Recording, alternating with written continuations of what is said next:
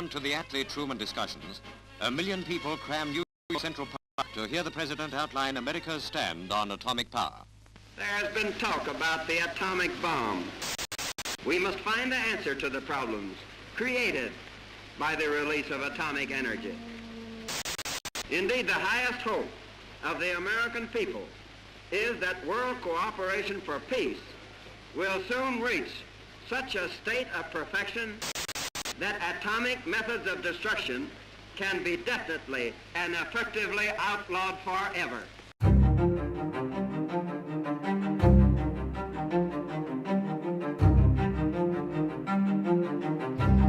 Осталось 10, 9, 8, 7, 6, 5, 4, 3.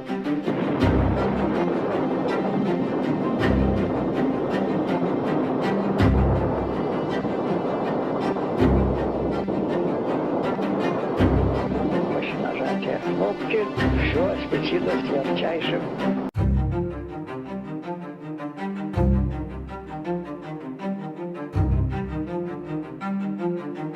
Far beyond normal shipping routes they lie, and until 1952, only pearl fishing boats entered the blue waters that left the cliffs surrounding their shores.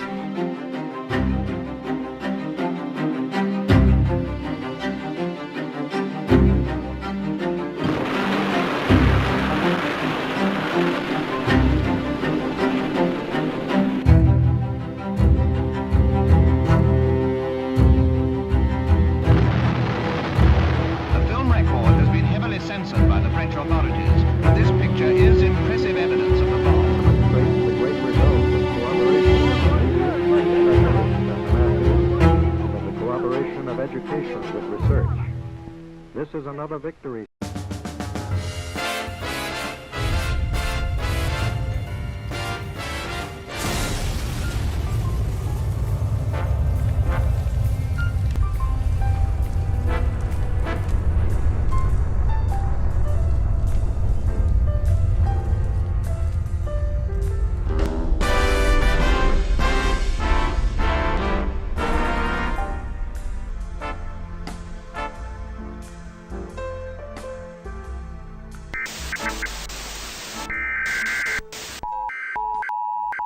Emergency alert system capabilities. This is an emergency action notification. National Alert and Warning Authorities, in coordination with emergency alert system participants. My fellow Americans, as you know, our attempts at preventing nuclear war have failed.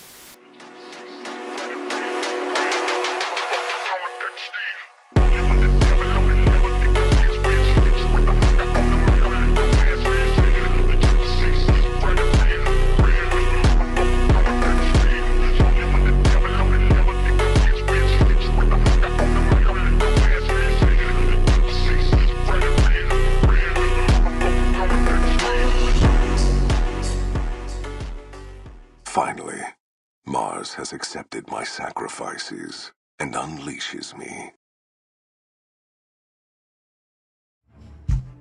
I see you, enemy. I see you, enemy. Enemy! Enemy! You are my enemy! And I swear total resistance to you with everything I've got. Disingenuous, fake, false, broke back, twisted, a defiler, a betrayer, a backstabber, a devil! You will pay. Yeah, you think I don't see your face, scum? You don't think I don't see you?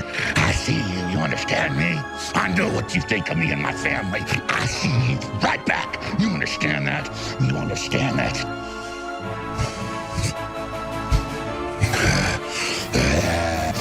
You will fall!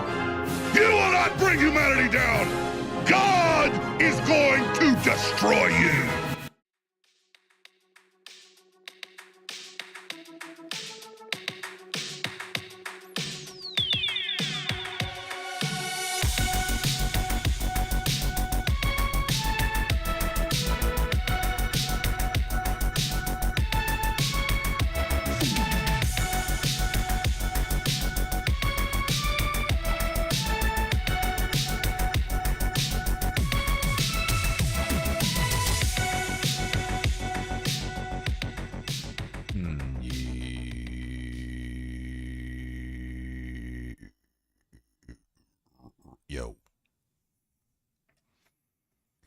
Fuck, man, I thought I had fucking fixed my computer. I was gonna sign on earlier, but I was doing all these crazy, weird fucking updates. See if I could fix this fucking boop boop problem. And it took forever, and I thought it was good. I thought it fucking did it, but I experienced a beep boop. So we'll have to see what's going on with that. I'm not sure.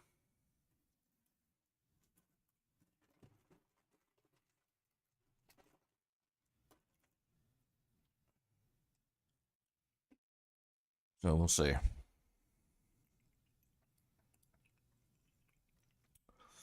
But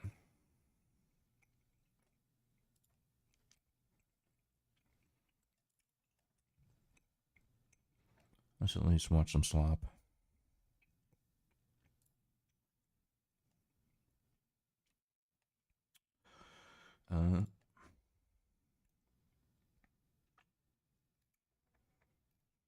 What do we got here?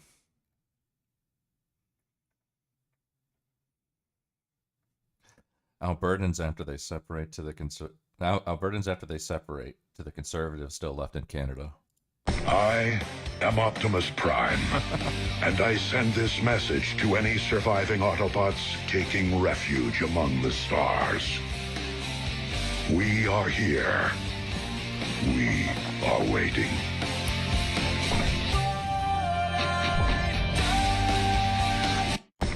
We just have the better memes, man. You can't beat our memes, all right? Good luck. Good luck trying to beat our fucking memes, bro. Our memes are fucking banger.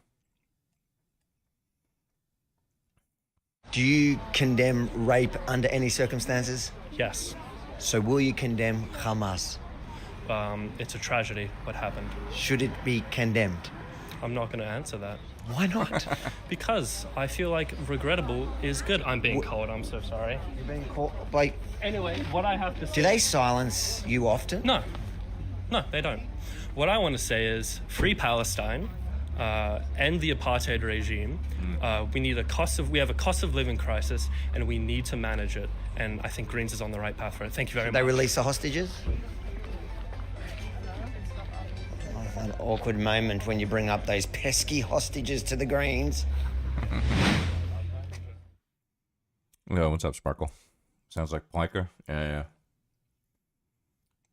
Big day for him, huh? I didn't watch the whole thing. I kind of just listened to parts of it.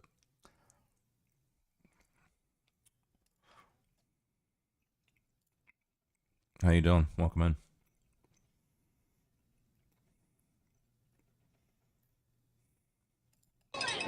Biologically, there is no clear definition of women. It is gender and sex is very complicated. People who decide they are women, period. So can you have a penis and be a woman? Yes. Okay. Okay. That tells me all I need to know. Thank you. I like your pink suit. Thank you. I like you. All right, guys. What? I'm just here to ask questions. I want to know what a woman is. I got a press badge. Anti-free press. Biologically, there is no clear definition of women. Yeah.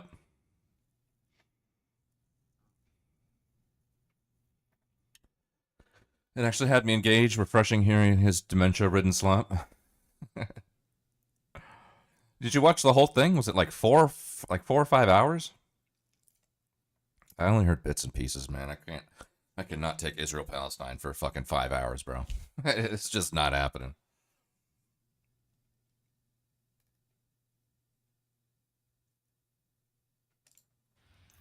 White people only respect violence. And that's why when I'm outside of work, I don't hesitate to jump down their motherfucking throats anytime they try to play with me. Because they know exactly what the fuck they be doing. The only grace I have is for people that look like me. Other than that, foot on throat, 24/7.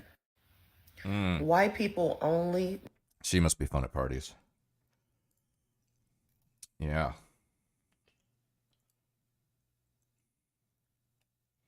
See, there's that, and then there's this, all right?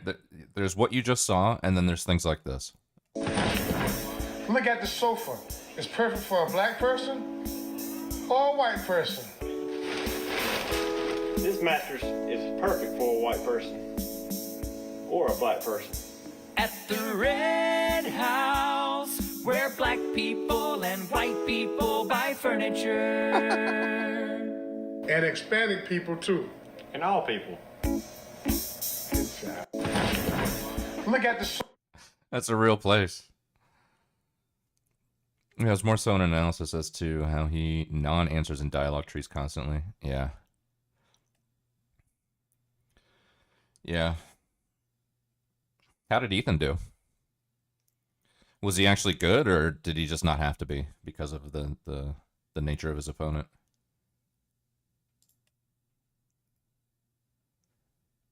Bad? Okay. What's up, Hellcat? How you doing? Ethan did bad. Are you a fan of Ethan or not a fan of Ethan? I particularly named my stream the way I did today in honor of the debate, just to get some bait out there. You know, you gotta go. Gonna have to get some bait out there. I find them both cringe. Yeah.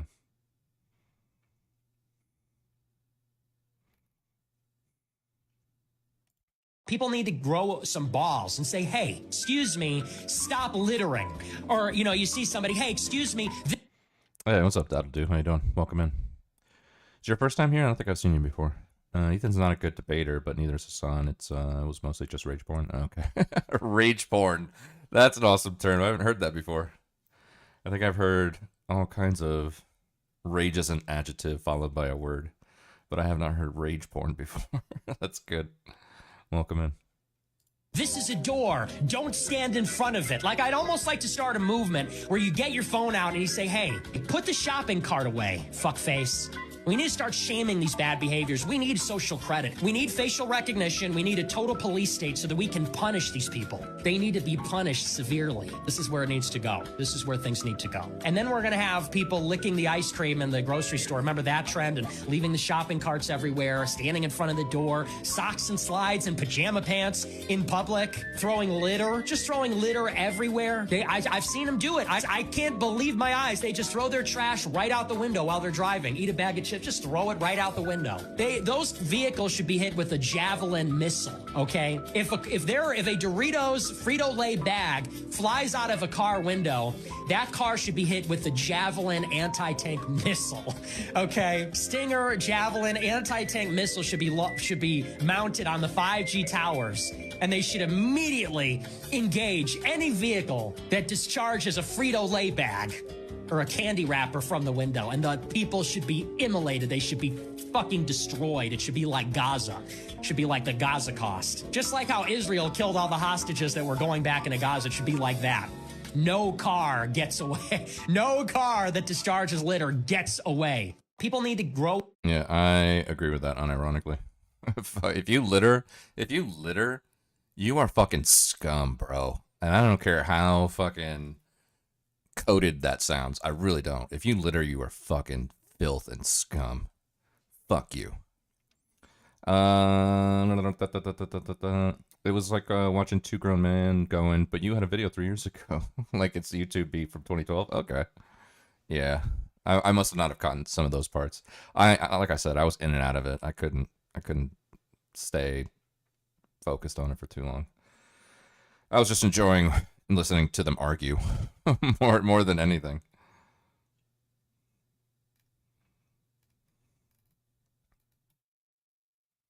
I'll give $100 out if you show me 4 videos of white people on a Carnival cruise doing this. All broke out among Carnival cruise ship passengers in Texas, resulting in more than a dozen people being banned from the liner for life. The violence erupted as passengers were disembarking from the Carnival Jubilee when it docked in Galveston on Saturday, following a week-long Caribbean trip. Footage shared on social media shows multiple passengers barging past barriers to trade blows, with one man shoved to the floor and then pummeled by a handful of others. Multiple security guards can be seen running toward the fight, but they struggle to immediately contain the melee. Several open suitcases were left scattered around the terminal in the aftermath. Some people may sound wrong for this. When there's too many black people in one place, it seems to always go bad or be extra ghetto. I'm just throwing it out there. I travel all around the country.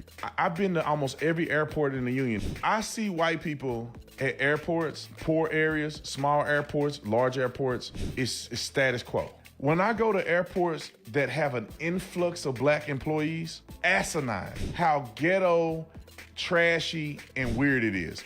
We just came from Birmingham. Birmingham is full of black people. The woman that's booking us on the flight at the ticket, she's loud, she obnoxious, she's ghetto, she doesn't enunciate her words, she's talking slang. I just was like, this is so unprofessional. How do you have a job with American Airlines? Now, I wouldn't dare say this to her because obviously I don't want to hurt her feelings, but it was embarrassing. White folks are watching her. Y'all I told y'all to get on that thing over there. Get over there. Let me tell y'all, everybody I said, oh my God. This is an airlines. This is us checking in with our tickets. None of this is necessary. And I'm not trying to push the racial thing. I just wish black people do better, man. And I don't know if they can. Because everywhere I go where there's a ton of black people, it's always drama. It's always drama. I just see why white people have a problem with black people sometimes. To be fair, like, everybody in Alabama talks like that, though. Hey, y'all. Like, I mean, you either get the Southern, dialect or you don't. So, I don't know if I agree with him on that, but... Is Israel an apartheid state? Yes. If 20% of the population is Arab, though, in Israel, and they have full equal rights, there's an Arab on the Supreme Court, an entire Arab party in the government, would you still consider that apartheid? Yes, because it's to do anything to get them out of the land. The textbook definition of apartheid would be specifically discriminating against a group of people that live within the country. So if 20% of Israel is Arab and they have equal rights, wouldn't that not be apartheid? Okay, well, I don't know what to say now. You want to change the definition? No, I still think it's right. Interesting. Is Israel an apartheid state? Yes. If 20%...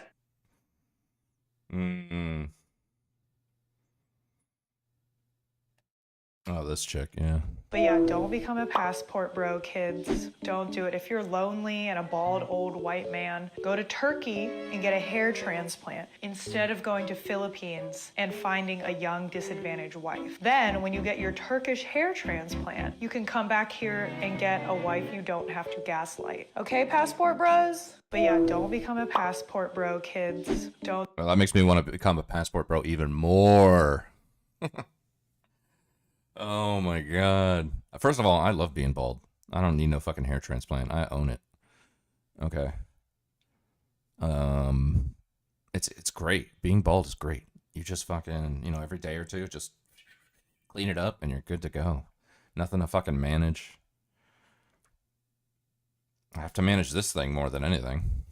I shampoo and condition this thing like at least every day or two. Yeah, I don't miss having hair at all. But fuck that. You want a passport bro? Be a passport bro. Someone told my name yesterday. They said the plane was overrated.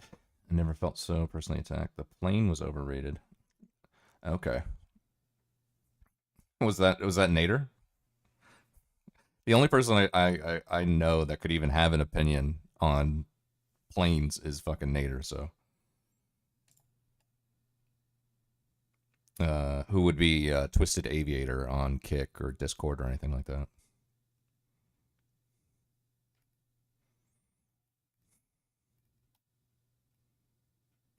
Who picked a cotton? Us! My skin! My ancestors! Who built the buildings? Mexicans! Who planted rice? The Asians! Yeah, and would you ever get pegged? Who picked a cotton? That's so hilarious. I love this guy that does this stuff. He always goes out and pretends to be a character and fucking just, asks them weird questions. Us! My skin! My ancestors! Who built the buildings? Mexicans! Who planted rice? The Asians! Yeah, and would you ever get pegged? Who picked a cotton? That's amazing. Oh man. This is base. This is chick. I don't know where she's from, but she's living in the U.S. now, and she just likes to like get in her car and listen to country music and drive around. It's fucking. I was like, yeah, fuck yeah. There is something I really enjoy doing in the US, and this is this one. Ah, she's French. Okay. Take the car, listen to country music, and just drive. Isn't it pretty cool? I don't know. I think it's pretty cool.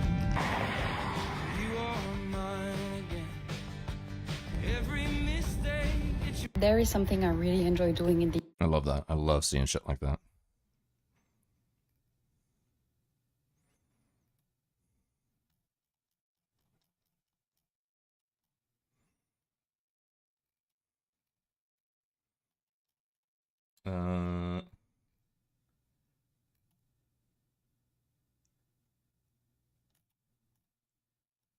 What else we got?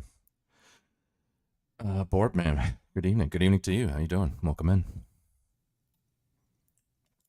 Do you feel like, why do you feel like men, especially NBA players, get with the white women? Is it because they're easy, quote unquote?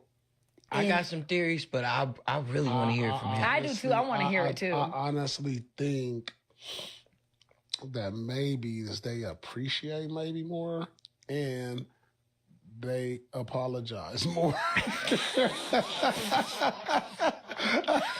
Listen, I'm scared. Hold on.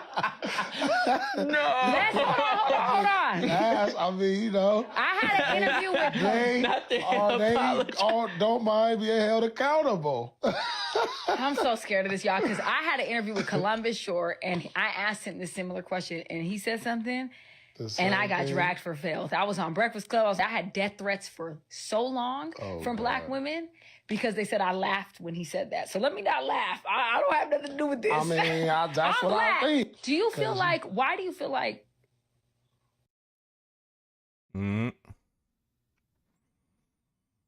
What a distinguished gentleman. Yeah. I mean, you know what? Honestly, I do appreciate when people come in and they're like, good evening or hello, you know. And some people just come in guns a-blazing with their fucking opinion. You know, they've never been in the stream before. They're just like, about whatever it is we might be watching, which is, you know, there's nothing against that. I mean, you could do whatever you want, but I do appreciate when people fucking, you know, humanize this fucking experience, man. Hey, how are you doing? Welcome in. You know, like, hey, yeah, nice to meet you. That kind of stuff. Just like some small, quick pleasantries, and then get on with it. I think that's fucking awesome. I always say hi, then yep.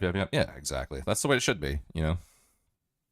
But I think people are so used to being anonymous that they just jump into whoever the character is that they play in the chat instead of fucking just be a normal fucking person, you know. You got a story, okay. New job, in training, they make extra equipment. Oh, wait. Oh, is this Birdman? Oh, it's got to be Birdman. I was going to say. I forgot. It's got to be Birdman, right? Yeah, okay. I was going to say. Good evening to you, sir. Sir, by the way, your opinion is dog shit. Yeah, exactly.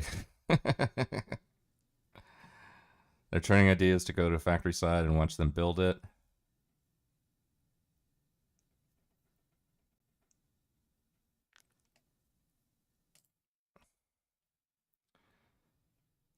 I'll tell you what, I'll let the story play out. Let me put on another video real quick. Yo, don't be emotional on the road, dude. Okay? Don't be emotional when you're fucking on the road. Okay? This kind of shit just does not need to happen.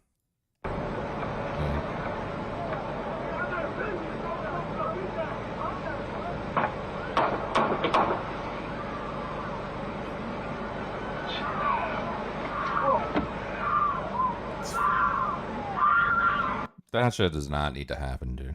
Okay. Fuck me, man.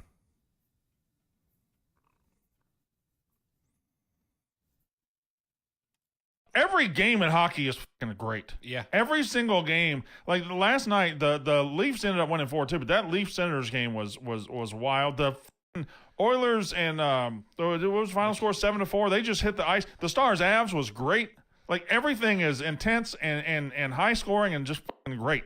Bran, I pity NBA fans. I pity them. I feel bad for them. A lot of uncompetitiveness, a lot of poor games and whatever. We've had one miss in the Yeah, what's up, Animal? Hi, Twitch people, get a Kick account. Yes, exactly. Go follow me on Kick. Stop Animals right. Thank you. Welcome in. I think I saw your update here in what was it, the Imperialism channel or whatever.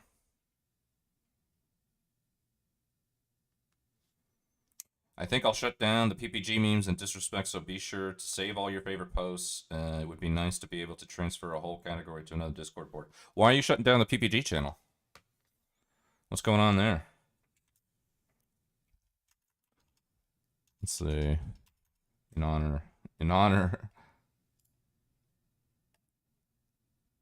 honor of fucking he who shall not be named. I'll just throw a bunch of those in the chat. There we go. Oh, man. The only time I liked the hockey game is when I went to one. Yeah, I mean, watching it on TV, it grows on you after a while. If you go to a game, man, it's fucking awesome. Going to a game is great. I just happen to love it, so I can watch it live or on TV. in the NHL so far. Just one miss in the National. And that goes days-wise for slates. That was 2 days ago. Each game was kind of out of hand, whatever. In the NBA and the association, I would say 8 days have been misses so far. Complete duds. Every game in hockey is fucking great. Yeah. But people are really getting in. I've seen a bunch of like new NHL fans make their way into social media, and they're like, where has this been my whole life, bro? Playoff hockey is the best thing I've ever watched. And I'm like, yeah, fucking welcome in, man. It's like basic shit, not complicated. I need like 1 or 2 days at each section. I was like, okay, floor mount, stand for 6 days. They didn't tell me the issues they have. Legit started making me build them. Like, okay, today we're going to try and complete 2. Because people quit. I'm like, not a factory assembler, what the fuck? Yeah, and my boss found out and was like, oh no, you shouldn't be doing that. Yeah, exactly. But like the fucking balls, having me build them for days and hiding it from my boss. Yeah. Yep. Yeah, that sounds good. Yeah, I'm sure your boss was pissed off. Is it allowed to link a meme? Linking memes if you want to send me a link, just send it to my Discord. Like I have a channel called Links for Legate in the Discord. If you just scroll up a little bit, you'll see like the link for the Discord. But I only allow links for VIPs and mods or anybody that's in Kick. I think in Kick you can send them. I just don't do them in fucking Twitch because people abuse it. They just fucking link like crazy, and I'm like, okay, no, no, send it to the Discord. You know, every 2 seconds somebody. Not only that, but then there's like bots and fucking random fucking Nazis and shit. Like like it's not worth it for me to have links in Twitch chat. People just either like put the link and they'll break it up and then they have like me reassemble it, But I mean, I do that at my own leisure. But really, like I created a whole channel in the Discord for that. I shut down all the other channels in it because somebody came in and just completely abused every single channel with fucking gross pictures. So I shut it down for a while, but I reopened at least the links channel. So it's there. So if it's there, if you want to put links in that channel, just drop the link in the channel and then come back to the chat and say, hey, drop the link in the channel. It's 10-minute video about fucking, Hassan or whatever. I'm like, oh, okay, cool. I'll check it out.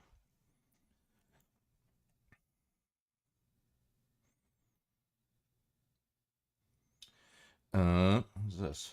I was in London a few years ago, and I was in East London in a place called West Ham. And I was walking down the street, and the street is just covered in kebab shops and brown people. You can't see any white people almost anywhere. And I went into this pub, and the pub was full of all these white boomers, and they all had Cockney accents. And they were very nice, and we got chatting and so on, and they were telling me about their children and their grandchildren, because some of them were quite old. And all of their children had moved away. Many of them had actually moved here. Some had moved to other parts of Britain or other parts of Europe. And I was thinking how sad it is that that particular Cockney identity of East London, the old white working class, it will no longer exist in a few generations because the old people will die out and the young people have all been replaced by Pakistanis, by various other brown ethnicities and some blacks and so on. And so now they no longer exist. That particular people, their culture, their way of speaking, their particular mentality, this has been eviscerated. I was in London a few years. Hey, no. Don't you know that replacement has been debunked? Okay. On the PP channel shutdown, I don't know. Maybe just turning the page, renewing things. Okay, gotcha. I mean, I don't hang out on Discord too much, so I don't care what you do. But I do enjoy the fact that there's a shitting on PPG channel out there somewhere. I'm gonna text service call with a text. Springfield, 3.5 hours away. And we get there. You forgot the calibration equipment, so 7-hour drive for nothing. Damn, bro, you gotta fucking check, man. I mean, that's like, I mean, whatever. I mean, that's the army person in me just having like a basic checklist of shit, but this guy is army vet, about 6 years old, and he's conservative, so we got to talking. Okay.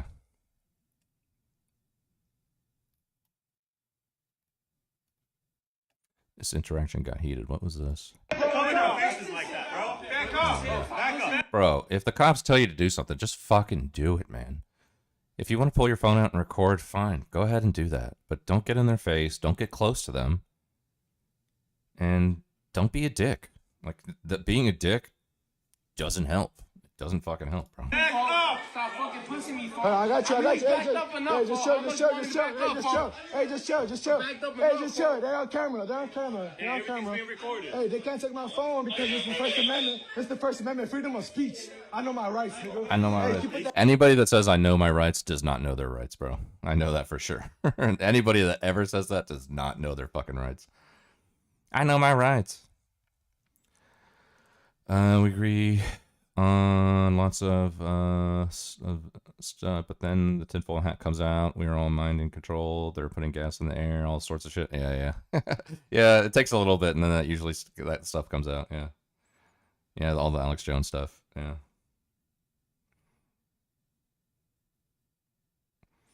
Cue the I'm a sovereign citizen comment. Yeah. Yeah, exactly.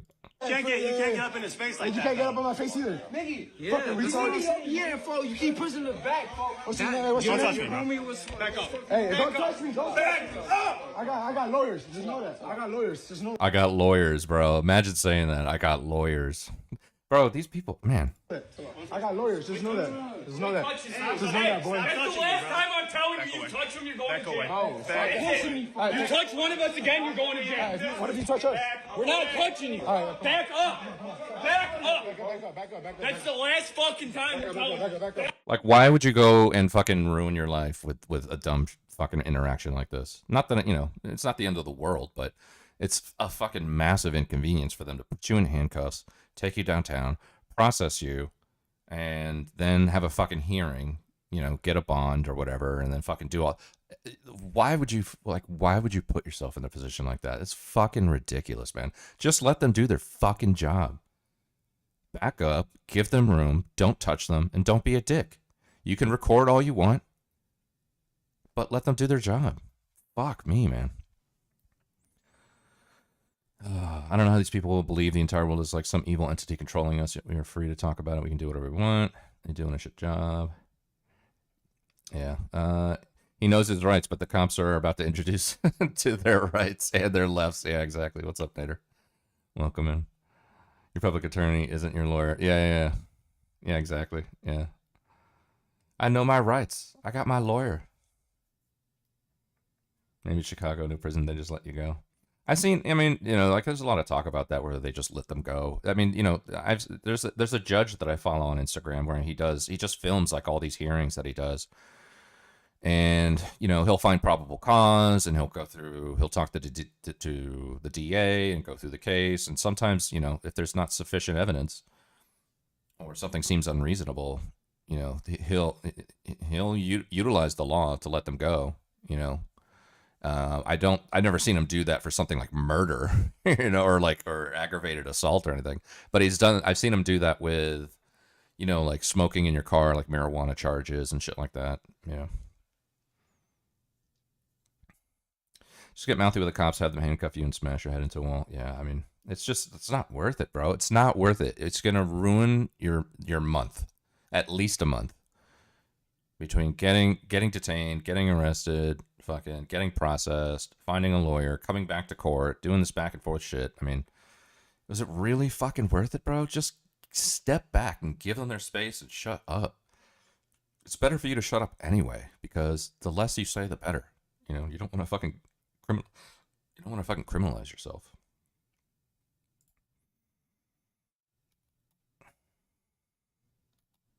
It's fucking ridiculous, man. As much as we don't want to believe this, the white man is our only ally in this world. The white American man is our only ally in this world because he will unite with us under our constitutional rights to help save his country. He's our real brother. The white man taught us how to read, homie. The Mexicans didn't. The white man died with us, homie, to help us get out of slavery. The Chinese didn't. The Mexican didn't. The Latin didn't, the Chinese didn't, the Cuban didn't. So he's really our only friend in the world. Because as much as y'all want to believe if y'all leave this country, nigga, they go kick you worse than your ass, you go somewhere else. Go to Africa and watch how them Africans treat y'all. Nigga, go somewhere, man, don't nobody like us but the white boy and his white woman. They our only real friend, my nigga. I swear to God. I swear to God, homie, they our only real friend. That's why, homie, don't nobody else really fuck with us but white people. Everybody else use us for economical benefits. Dang. I love that little jab at the end where they replace the O in economical with a fucking Star of David. Like, what do you mean by that? There's no cash bond in Chicago anymore, so after you were charged, you just let you go? Wow. Yeah. Was that under Lori Lightfoot or Brandon Johnson? They could put him on her for severe crimes, yeah. Like, who here watches Bop House content? And all these little girls put their hands up. And This is disturbing, right? I don't know who she was talking to, but I guess it's like who knows, maybe like a room full of like middle school to high school girls or whatever. And she asked them, like, how many of you watch Bop content, which is fucking OnlyFans chicks getting into a house and creating content or whatever. like, who here watches Bop House content? And all these little girls put their hands up. And I'm explaining to them that, do you understand that these are grooming tactics? You love it, you watch it, you get desensitized to it. And I even hear mothers tell me that their daughters are coming to them and saying that my friends in school are storing up their content that are 14 years old. So then when they're 18, they can go and apply for the Bop House.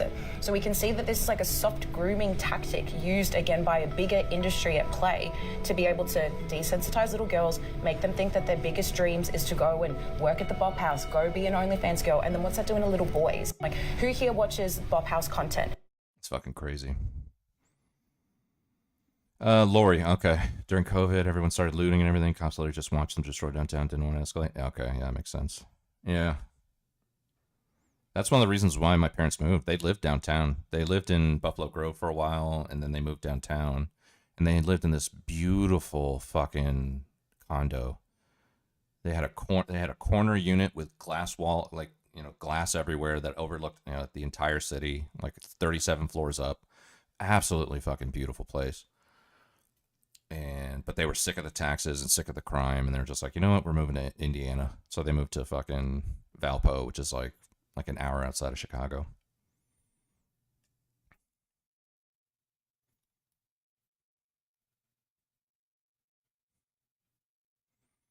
Oh, that's great. All right. Well, let's do one more. One more Nick Fuentes. I'm in Wheeling, like 2 miles from Grove. Okay, gotcha. Yeah. The only thing the Daily Wire could do to save their sinking ship is to defeat me in battle. That's it. They're crashing and burning. They're on their way out. Their credibility is gone.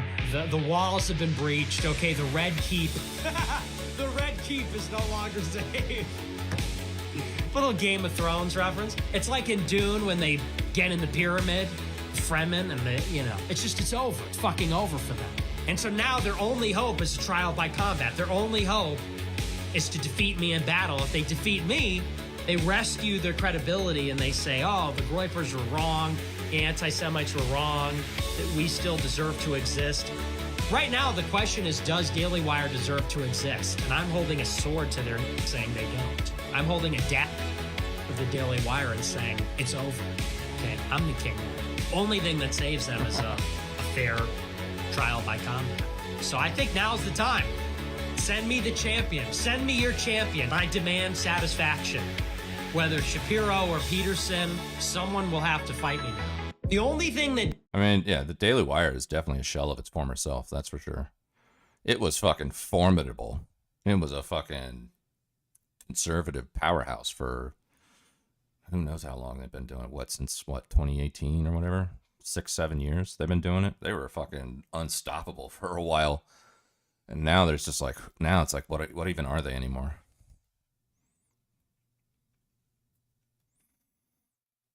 All right, let's do my my infamous Japanese girls versus American girls, or Western girls.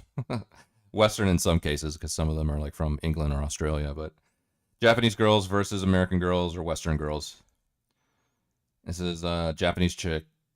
Oh, I love her content. She's great. She works on a farm. And she fucking... How much could you watch Daily Wire? I used to watch Daily Wire all the time. I would watch fucking, Matt Walsh, and, I catch a Benny Boy episode every now and then. Andrew Klavan once in a while. Brett Cooper once in a while, But mostly just like Matt Walsh or Ben Shapiro.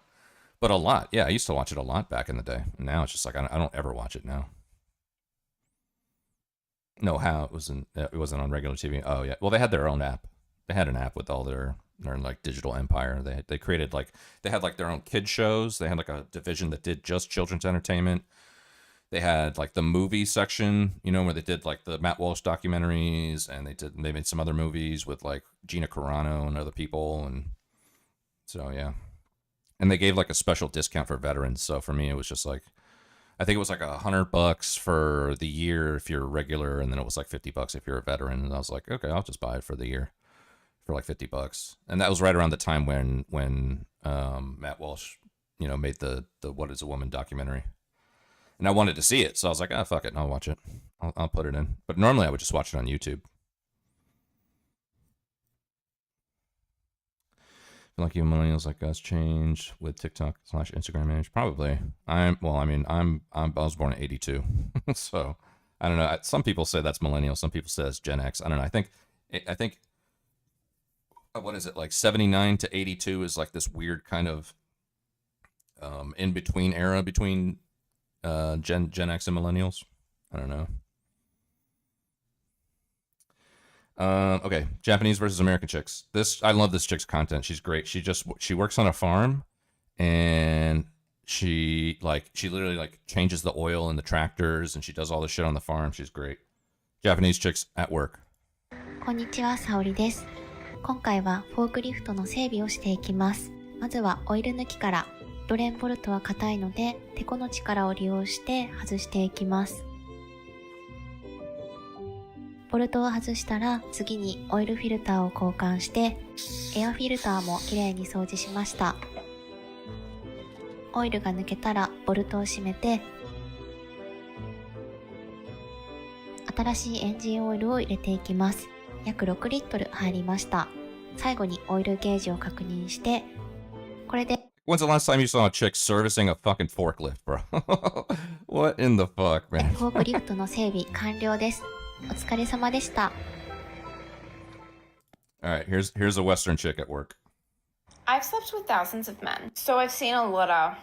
And the one thing I've learned is you can never tell how big it's going to be just by like looking at the guy fully clothed. There are definitely some big growers out there and some big showers. I recently filmed with Dax and he is longer than my forearm and thicker than my wrist. And it's still fit. Like, slowly. We had to work up to it, but we got there. Honestly, the human body is absolutely amazing. Particularly women, it always amazes me what we can do. But in all honesty, most women don't even want really big ones. Like, I love them in all shapes and sizes, and particularly for filming, it is quite advantageous to have a big one. But most women only expand up to like 4 to 5 inches. So if you're any longer than that, it's just not gonna fit. I do a lot of ratings for men. I can absolutely tell you it's how you use it and how you present it that matters. I get so many pictures with like an open toilet seat in the bathroom, crusty boxes, and just like really like kind of gross angles. Take them in the shower. You know, kind of like up here or just like a down here, the water glistening, some little driplet. Take it while We've strayed too far, bro. We've strayed way too far, man. She's like your favorite type, the Asian. Japanese women are my number one, highest ranked for sure. I don't like how some Japanese women talk like they're 12 well into their adulthood. Creeps me out. Yeah, I think that's just part of like kawaii culture. It's like extreme femininity. I don't know. I definitely don't want them to sound 12, but fucking, I think it's just pretty common over there. That's just what they do.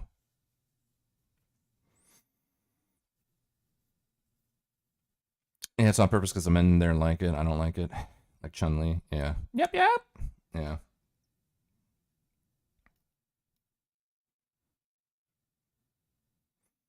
Yep, Japanese chicks. デイデイ生放送ありがとうございました。ありがとうございました。ね、ブローレンジ初披露でしたけど緊張しましたね。しました。緊張しましたね。いやでも嬉しかったです。この朝のね。ね、嬉しい。ありがとうですし、すごくメンバーと目を合わせたりとかできるところもあったので、なんか緊張しつつもなんか楽しめたかなって思えてます。はい。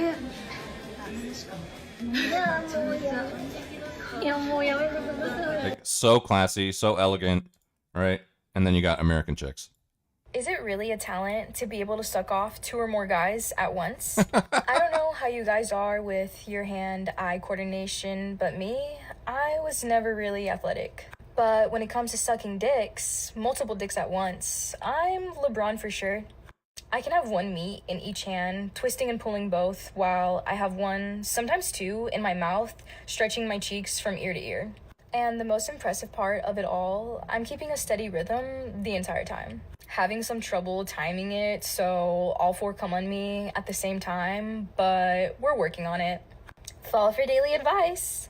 Is it really a talent to be able to Follow for daily advice. Bro, imagine if that was your daughter. Fuck me, man. I don't want to check that looks and acts prepubescent with no tits or ass. I don't get the Asian appeal, but it's their fault. They only know what they grow up around. I mean, no tits, no ass. That's just genetic, you know. I mean, I don't know. I don't know how much you could do about that. They only know what they grow up around, so our culture says this is awesome and independence. Yeah, I don't know. I mean, first of all, I mean, imagine her 10 years from now looking back on her content journey and fucking seeing this and being proud of it. And then imagine if you had a daughter that was doing this kind of shit. It'd be fucking not good, man. Not good.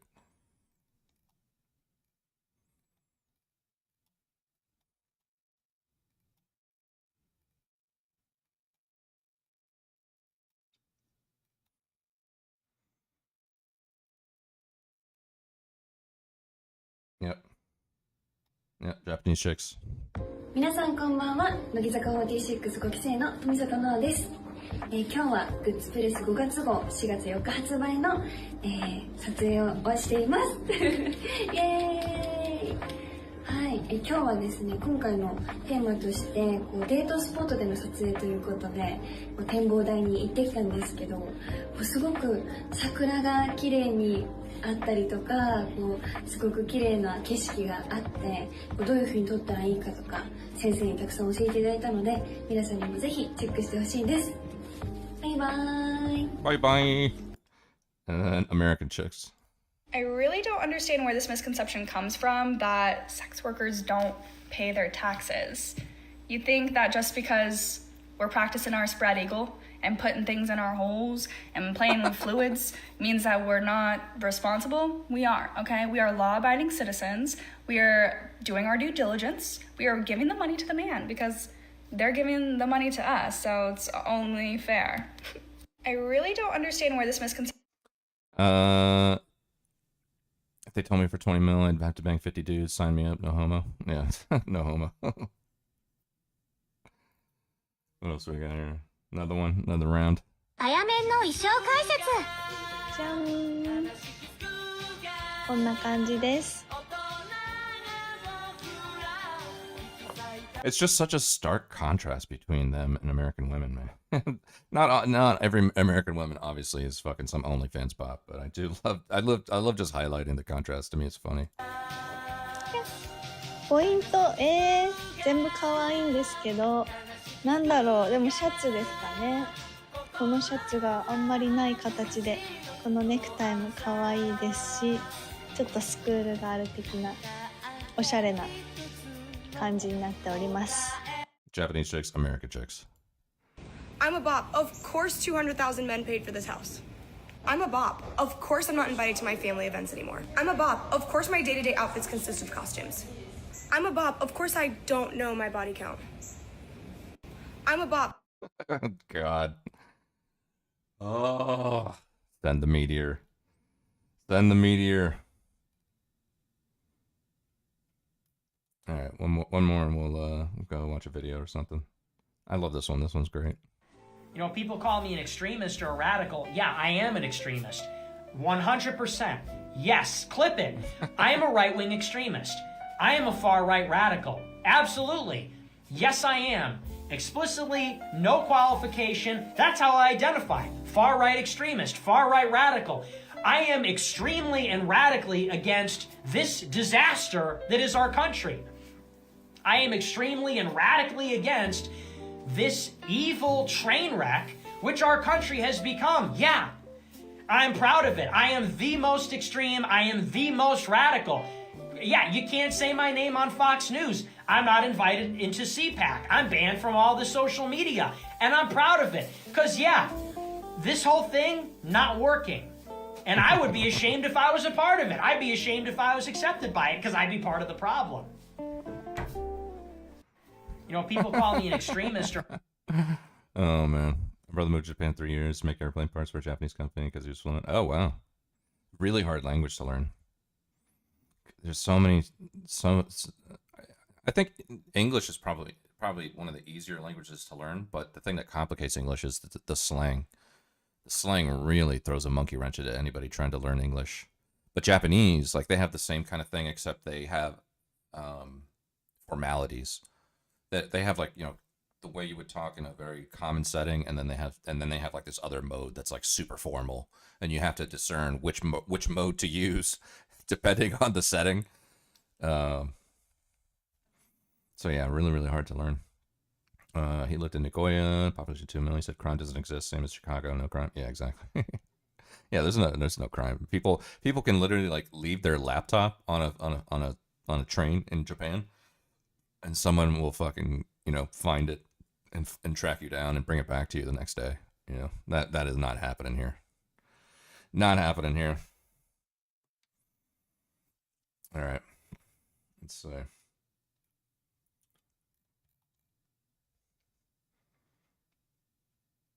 Bike locks didn't exist. Yeah, exactly.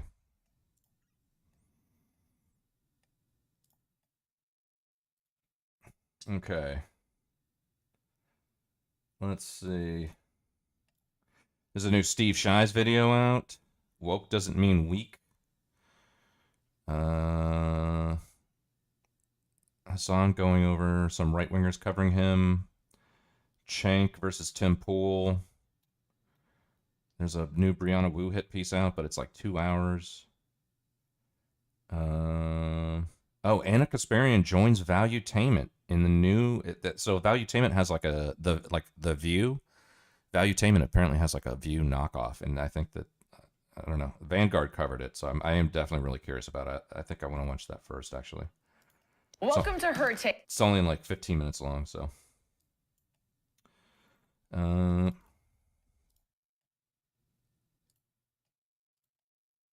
So I am very, very, very curious about this one. Yeah, what's up, Shang? How you doing? 50 guys. Think about it. Banging 50 guys for 20 mil would allow you to purchase 100,000 1-hour sessions with prostitutes for $200 a piece. Therefore, it is only 0.004998% gay. Yeah. Or approximately 0.005% gay. Yeah. Yeah, basically.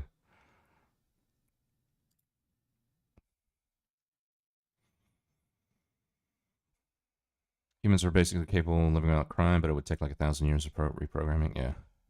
Yeah. All right, let's see. I don't know. Our right-wing queen, Anna Kasparian, is apparently part of the Valuetainment family now. I don't know if I have no idea what this is about. Apparently, she joins this kind of View knockoff show that Valuetainment's doing. I don't know if she's there permanently, if she was a guest.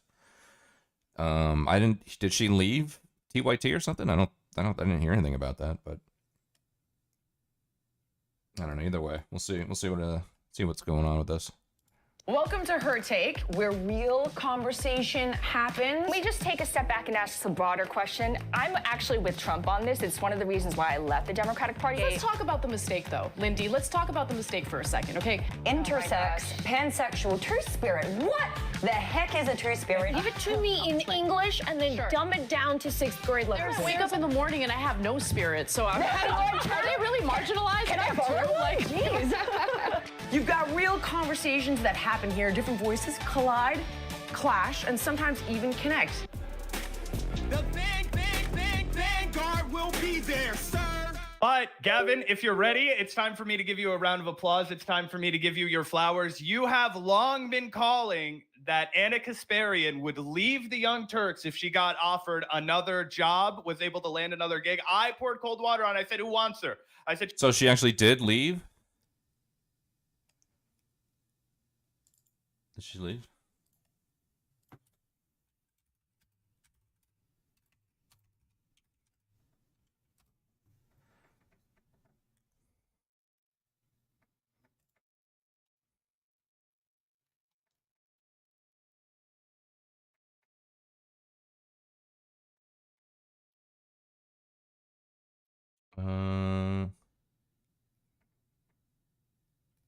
I'm not seeing anything about whether she left or not. So, well, let me not pause Andy then. she's past her prime. She's no good. She's a wash. Is this a knockoff of The View? Yeah, exactly. Yeah, it's from Valuetainment, that Patrick Bet David guy. One time I was me and my buddy tag teamed a girl, thinking, hell yeah, we're gonna high five, Eiffel Tower. Yeah, after a few minutes it was awkward and gay. I dipped. Yeah. Yeah, that's not my scene. There's a famous scene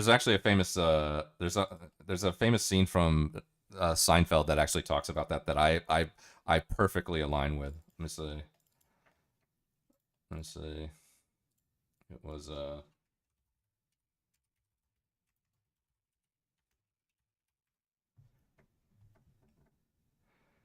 yeah.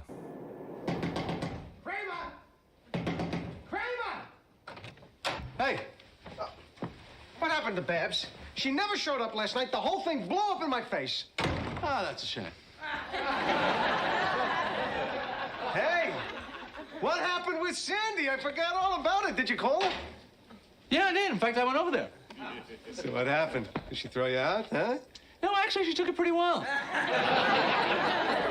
So what happened? She's into it.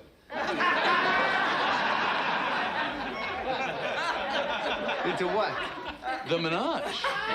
And not only that, she just called me. She told me she spoke with the roommate, and the roommate's into the menage, too. That's unbelievable!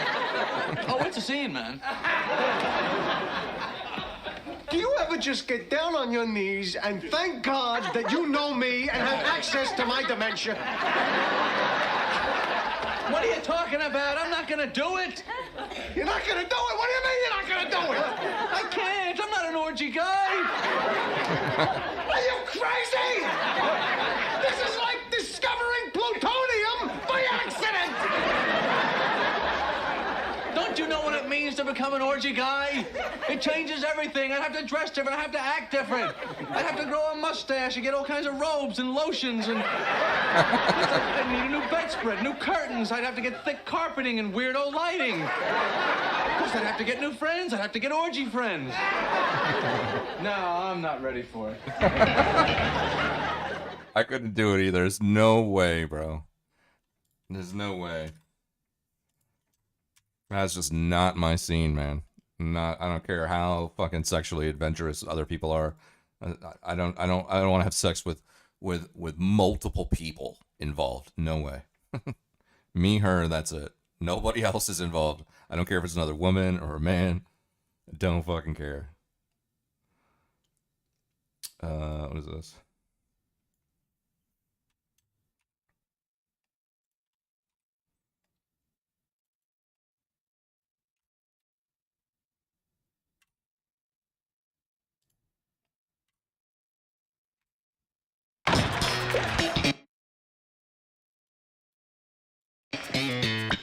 I got the jump?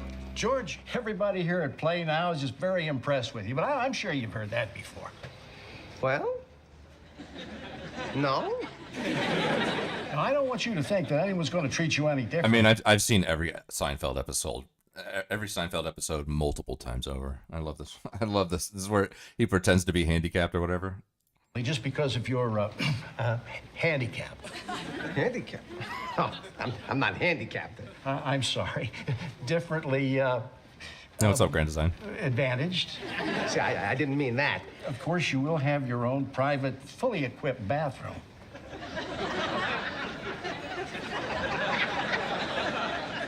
When do I start?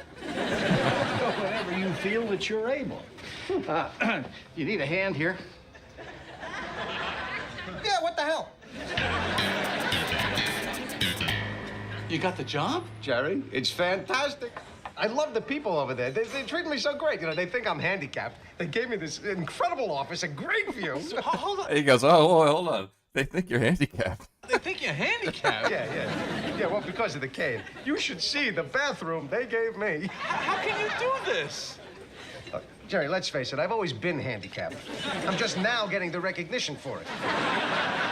Name one thing I have that puts me in a position of advantage, huh?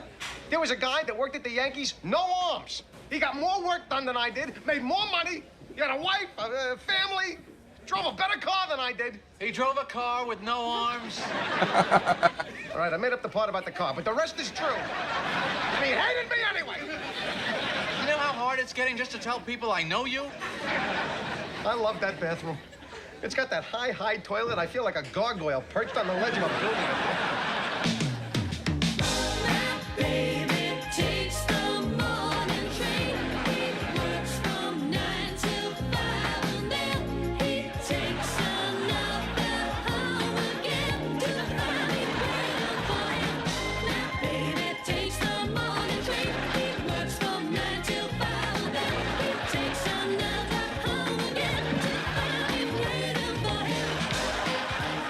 Good morning, George. Good morning, sir. Is there something wrong with your other leg? What? No, just the old handicap acting up. But your cane's on the wrong side.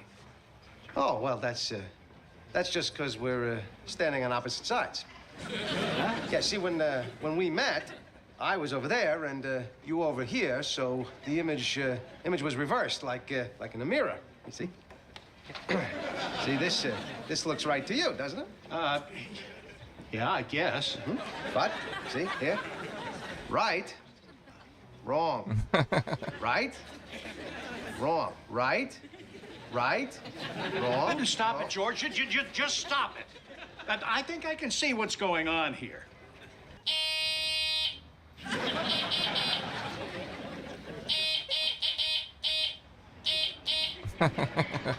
The scooter. Well, you're not gonna believe what happened.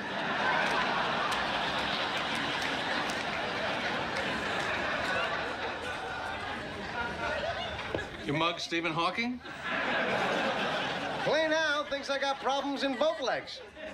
My own personal rascal, Jerry, on the house. Well, it must be comforting to know you'll be going straight to hell at no more than 3 miles an hour.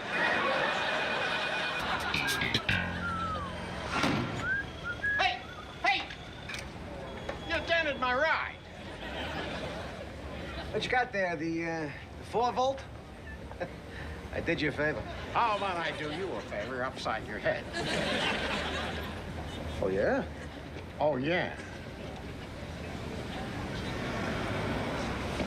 Hey! Get the bikes!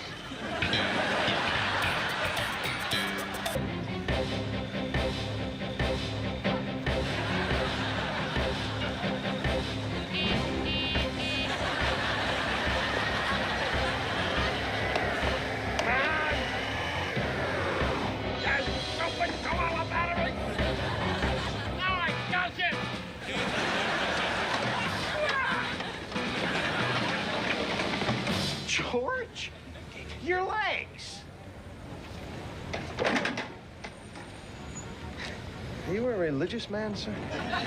No. Eat hickory! Yeah. I love that show so much. I've seen every episode multiple times. The best one to me is like when Jerry and Kramer switch apartments because Kenny Rogers Roasters moves in. That's, to me, is the best. What was it?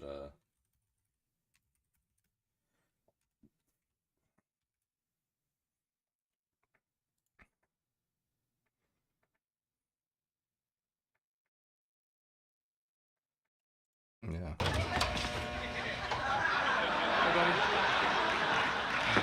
I'm on no sleep. No sleep. You don't know what it's like in there. All night long, things are creaking and cracking, and that red light is burning my brain. You look a little stressed. Oh, I'm stressed. I'm stressed. It's getting cold. That's so good. TCB, yeah, taking care of business. Yeah. Have you seen Curb? Yeah, I've seen Curb. I haven't seen any of the last few seasons of. I saw Curb. I own multiple seasons of Curb on DVD. I want to say maybe it's like the first 3 or 4 seasons. I think I've only seen like the first 3 or 4, so I probably missed the last few. Love Curb. Curb's great. No full episode of Seinfeld. You seen Curb? The thing is like, Seinfeld is not going to be for everybody. The thing that makes Curb great is that it's on HBO, so they have a lot more freedom to, explore ways to make you laugh.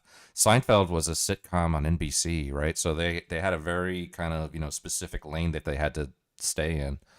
And it's not going to be for everybody. I think if you're like a jaded person in 2020, if you're a jaded 2020er, and you look back on 90s sitcoms, I don't know that it'll have an effect the way that it would have if you had seen it, maybe 20 years ago. So it just depends, But I mean, the thing that I enjoy about Seinfeld is just the characters, man. That the characters make the story, and once you get to know the characters and some of their quirks, the episodes kind of take you on whatever journey you want to go down. Some people don't like the laugh track. Well, I think sometimes they had a laugh track. Sometimes they had a light audience too.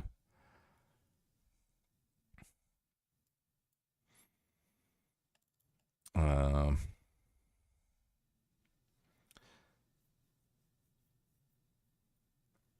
don't like comments. Riri. I don't want to like Will Ferrell. I hate 99%. Yeah. Yeah. Some Will Ferrell characters are great, but I'm not watching everything Will Ferrell ever made. Want to watch Fran Lebowitz vote? No, I want to watch the video I was watching. That's what I want to watch.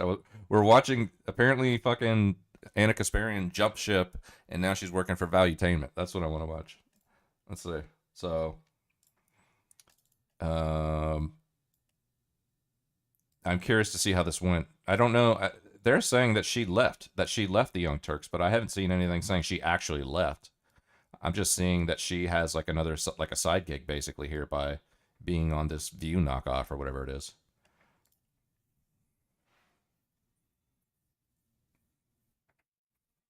No more clips. No, I'm not going down a Seinfeld rabbit hole right now. Maybe later, Shang. Maybe later. I want to see this. I want to see this whole View ripoff, whatever this is. All right. Washed up Karen, and I just had a little birdie send us this message right here. Anna's leaving? I don't know if she's leaving the Young Turks, but Lindy Lee is excited to announce the first episode of Her Take drops at 11 a.m. tomorrow. In the debut episode, Jillian Michaels, Anna Kasparian, and Amy Dangerfield and I debate immigration, trans, and woke insanity. This is the conservative answer to The View. So I might have actually put the cart before the horse. I don't know if Anna's going to be permanently on this show. Her Take. Do you want to react to this? Why does this look like it's from 2004? What the fuck? Yeah, it looks like dog shit. With the set, the video quality, the graphic design, I look like I'm looking at something from 2004. And yes, this is the big head lady, as someone in chat said. This is the lady whose head is like 6 times larger than the rest of her body. It's crazy. But yes, she's a total grifter. She once was like a DNC operative, and now she left the left because of the crazy trends or something. Either way, yeah, it'll be interesting to see if this actually becomes successful enough that Anna joins it full time and does leave the Young Turks. But I wouldn't be surprised if that happens, if this becomes at all successful, which honestly, who knows if it will. Yeah, Lindy Lee first came across my purview because she was talking about how birth control made her like a liberal and like like took away like her full control of her emotions and her mind. And I was like, lady, that's just an adverse react to hormones. Go talk to your doctor about this. Don't become a conservative. But anyway, we can play this clip here because if her take takes off, it could spell the end of the Young Turks as we know it. Take where real conversation happens. Let me just take a step back and ask a broader question. I'm actually with Trump on this. It's one of the reasons why I left the Democratic Party. Let's talk about the mistake, though, Lindy. Let's talk about the mistake for a second, okay? He had a legitimate asylum claim.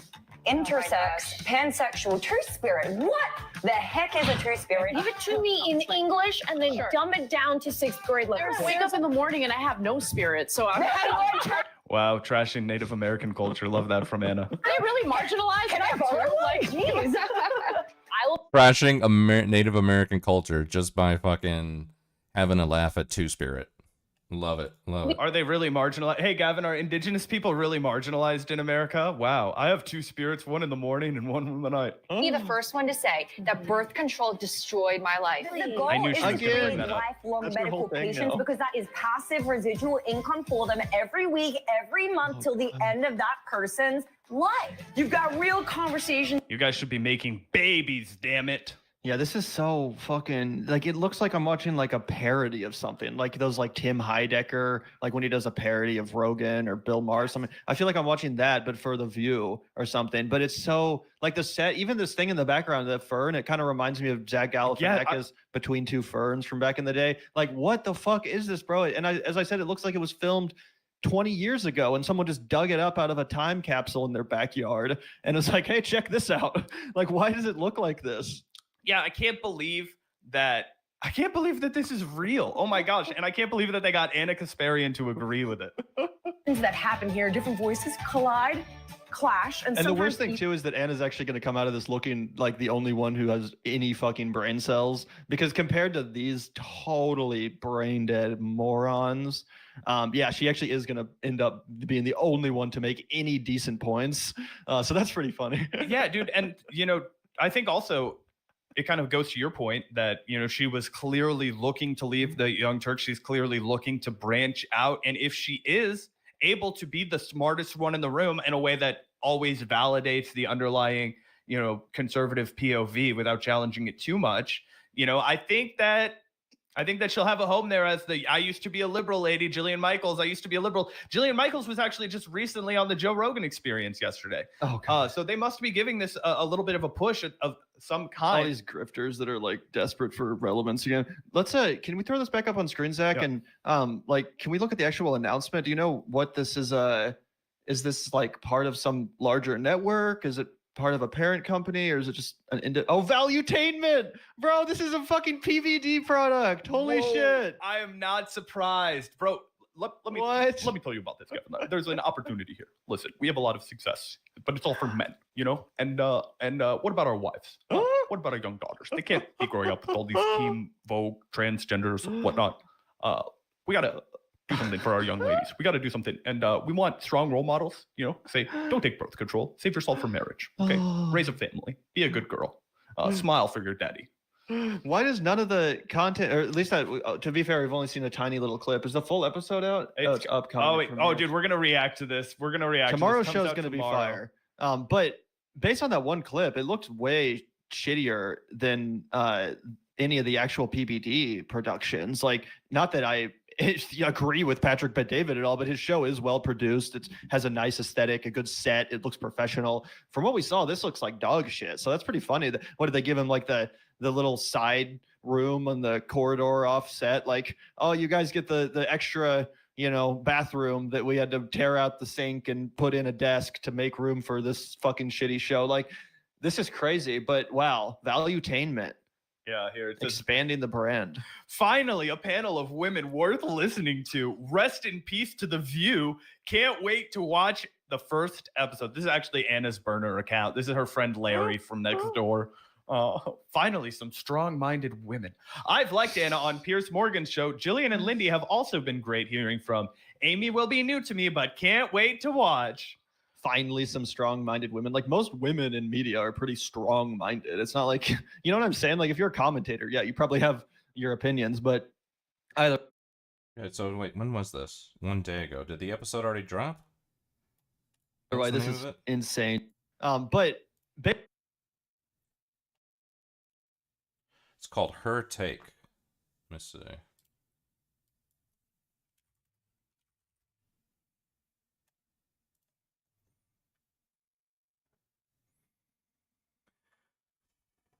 Jordan Peterson's one theory on the woke right. Her Take featuring Anna Kasparian flops miserably in debut episode. Okay, so they already have some kind of update to it here.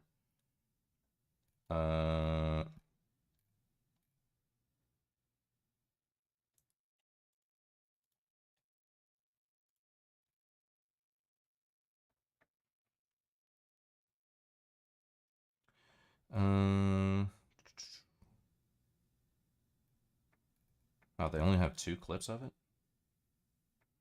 Let's see.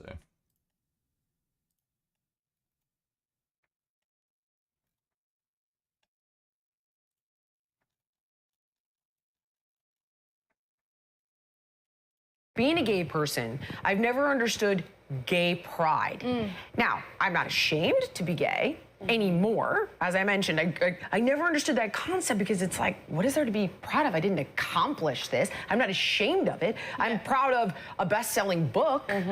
You're actually touching on something that I think has been a growing problem with the Democrats' identity, because especially beginning in 2015, and Senator Chuck Schumer, House, minority leader, is on tape saying this during a Washington Post interview. They intentionally were moving away from working class voters and just kind of doubling down on their culture war identity. Wow. And when you do that, when you move away from the economic issues that used to make the Democratic Party great, the Clinton and party. you just focus on culture wars, of course you're going to expect that. Of course they're going to use various people with different backgrounds as pawns for their political campaigns. I'm not surprised by that at all. But that strategy ain't working anymore. Absolutely not. You know? And I want to say one quick point, one thing to your point. Yeah. The T has absolutely hijacked the LGB. Let's not I don't conflate even the get two. the acronym though. I've never What is it? The T has hijacked the LGB? understood the acronym. So first of all, the queer people, I don't even know what that means, by the way. Gays are in there, bisexual people are in there. So you sleep with women, you sleep with dogs, you sleep with, everybody's in there, except the heterosexual. Intersex, you guys don't have a asexual. letter. Where's the H? And everyone's ally. No, there's ally. There's ally. So that is for the straight people. They. The big vanguard will be there, sir. But yeah, Zach, let's take a look at Her Take. We announced this live on air yesterday when the news came to us that this new show has emerged, produced by Valuetainment, aka Patrick Bet David, PBD, right? They have a new show, a new channel called Her Take, and it's basically Grifter Central. All of the worst people, specifically women. This is a ladies' show, apparently. All these grifters and villains, honestly, uniting for just an absolute clash of cringe.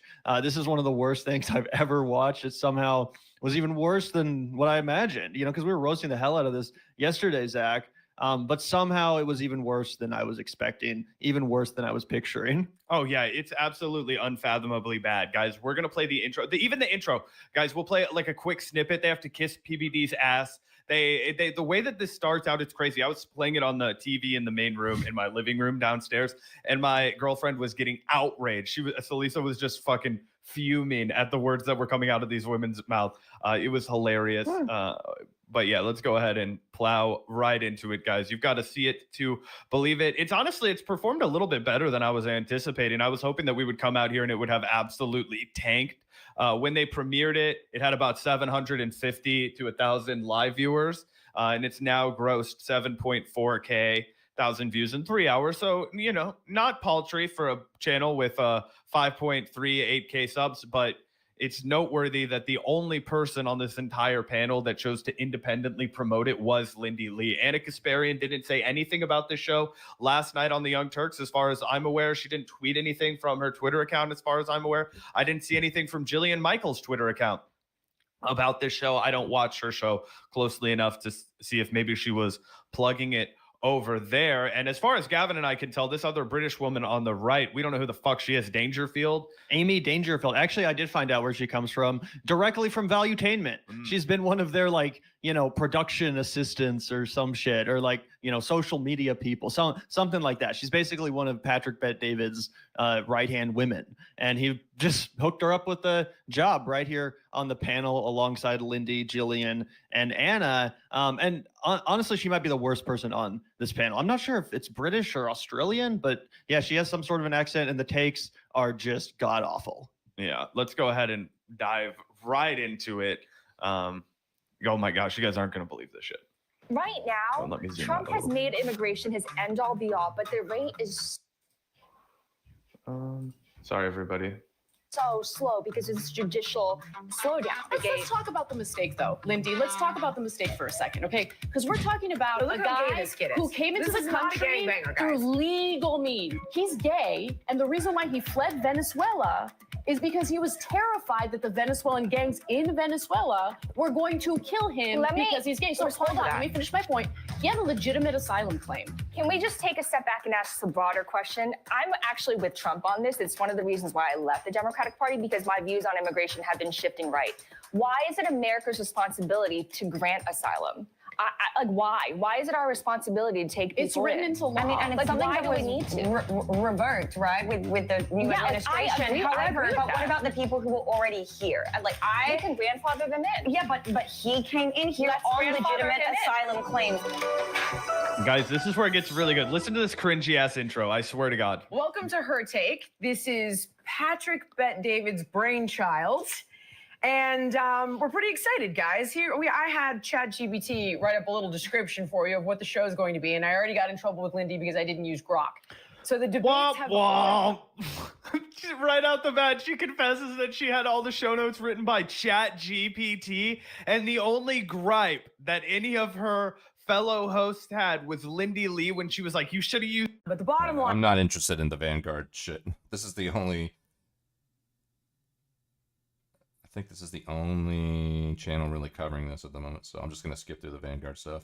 Is you've got real conversations that happen here. Different voices collide, clash, and sometimes even connect. There are no scripts, except for this one that I started the show with. No echo chambers, and just smart and spirited There are no debates. scripts. Ladies, I read a script. please introduce yourselves Yeah, briefly. ChatGPT. I'm Anna Kasparian. I'm the host and executive producer of The Young Turks, and I'm super excited to be here. Jillian Michaels, I do lunges for a living, so I'll be contributing that later. I'm Lindy Lee. I'm a political strategist. She thought that joke recently was left going to the land, but Democratic there's no cult. audience. Awesome. I'm Amy Dangerfield. I've been working for Valuetainment for a couple of years now in the media distribution department. All right, guys, are you ready to jump in? Let's do it. Admit about the footage We are going to Australia. start with Judge Hannah Dugan.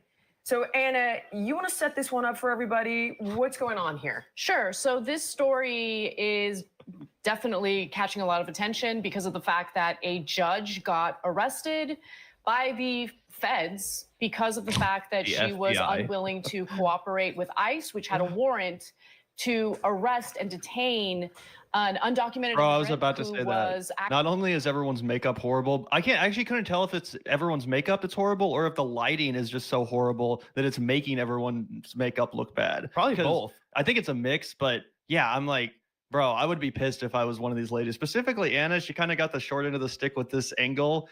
She doesn't have the blue behind her. She has this black, which really brings out all these like contrasts, and it's not good. Dude, she looks like a Who from Whoville. I'm sorry, Anna. It's not your fault. Whoever did your makeup this morning did you dirty as fuck. And actually, Salisa, I hope you don't mind me sharing this, but one time Salisa went on Fox News to debate Tucker Carlson. She did a spectacular job. They were talking about, police brutality and the racist institutional prejudice of the police department, but they had her go see their makeup artist and they caked her up in makeup. I was like, holy shit, she's almost unrecognizable when she's on Fox News.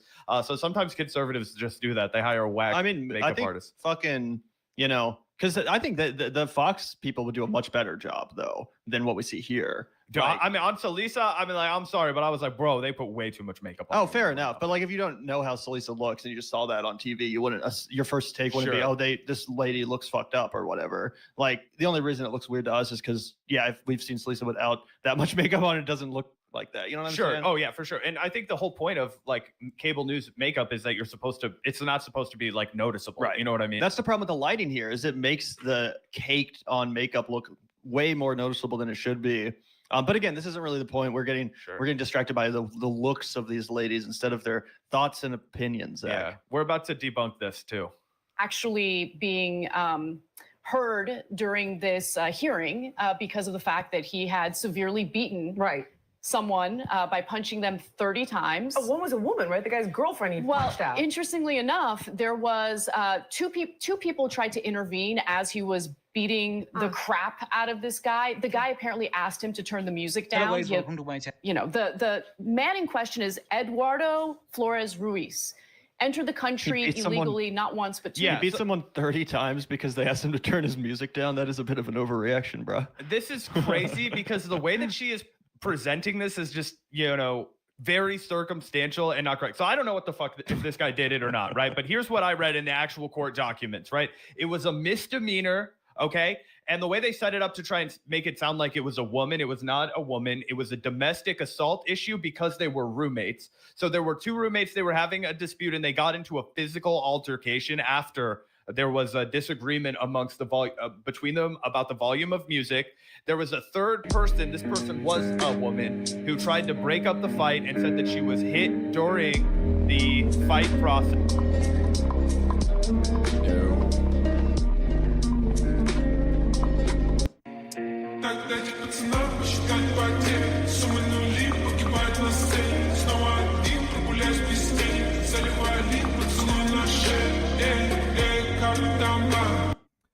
What's up, Conrad? What's up, XN? How you doing? I'm sorry, man. I've just been a little bit distracted here. Like, I'm trying to fucking launch a game on my Xbox fucking app, and like, I'm getting this stupid error that won't go away. So I'm just looking up to see how to fix it. But it looks like I'd have to do way too much. Well, God, it looks like I would have to do way too much to fix this. So I might just play a little bit of Zelda right here. Anyways, how you doing? What's going on? What's going on? I don't know. I think I'm kind of done with this thing. You know, I thought there was going to be more here, but I don't want to listen to the Vanguard talk at all. I just want to hear what this fucking show is about, but I don't know that there's going to be that much meat on the bone. Turn his music down. I'm sure that was all that happened. At that point. But for those of you that just got here, apparently Anna Kasparian has like a new show on Valuetainment called Her Take, and it's supposed to be like a competitor, I guess, for The View. So that's what we're watching right now. His girlfriend tried to intervene to stop it. He then proceeded to beat her, and then a third person intervened, and that third person was also assaulted by this guy. Damn, so basically, ICE showed up. They had a warrant to detain him. You think she changed her position or swapped because it makes more money? I don't know. I don't think she. Well, from what I could tell, she hasn't left the Young Turks. You know, this is just like some other project. You know, some other side thing she's doing. So who knows? I don't know. I don't know how much of an impact money would have on someone like Anna Kasparian. I think she just wants like an outlet to be able to say the things she wants to say. And not that she can't do that on Young Turks, but the audience capture on Young Turks is ridiculous. So, you know, she can't go too hard in the paint with like right-wing ideas or whatever. You know. You already watched the Curtis Yarvin? No, I haven't touched any of that yet. She's famous. She's got a bit outrageous, yeah. He was in court, but the judge, for whatever reason, thought it would be a great idea to assist him. It would have to be some sort of surprise communist accomplishment for me to even wonder what those two think. Yeah, I'm not even, like, every time they start talking, I just skip through it to the next part where they play the video. I'm not listening to the Vanguard at all. In evading ICE, allowed him to leave or exit the building through the juror's entryway, and then ICE basically had to chase the guy to detain him.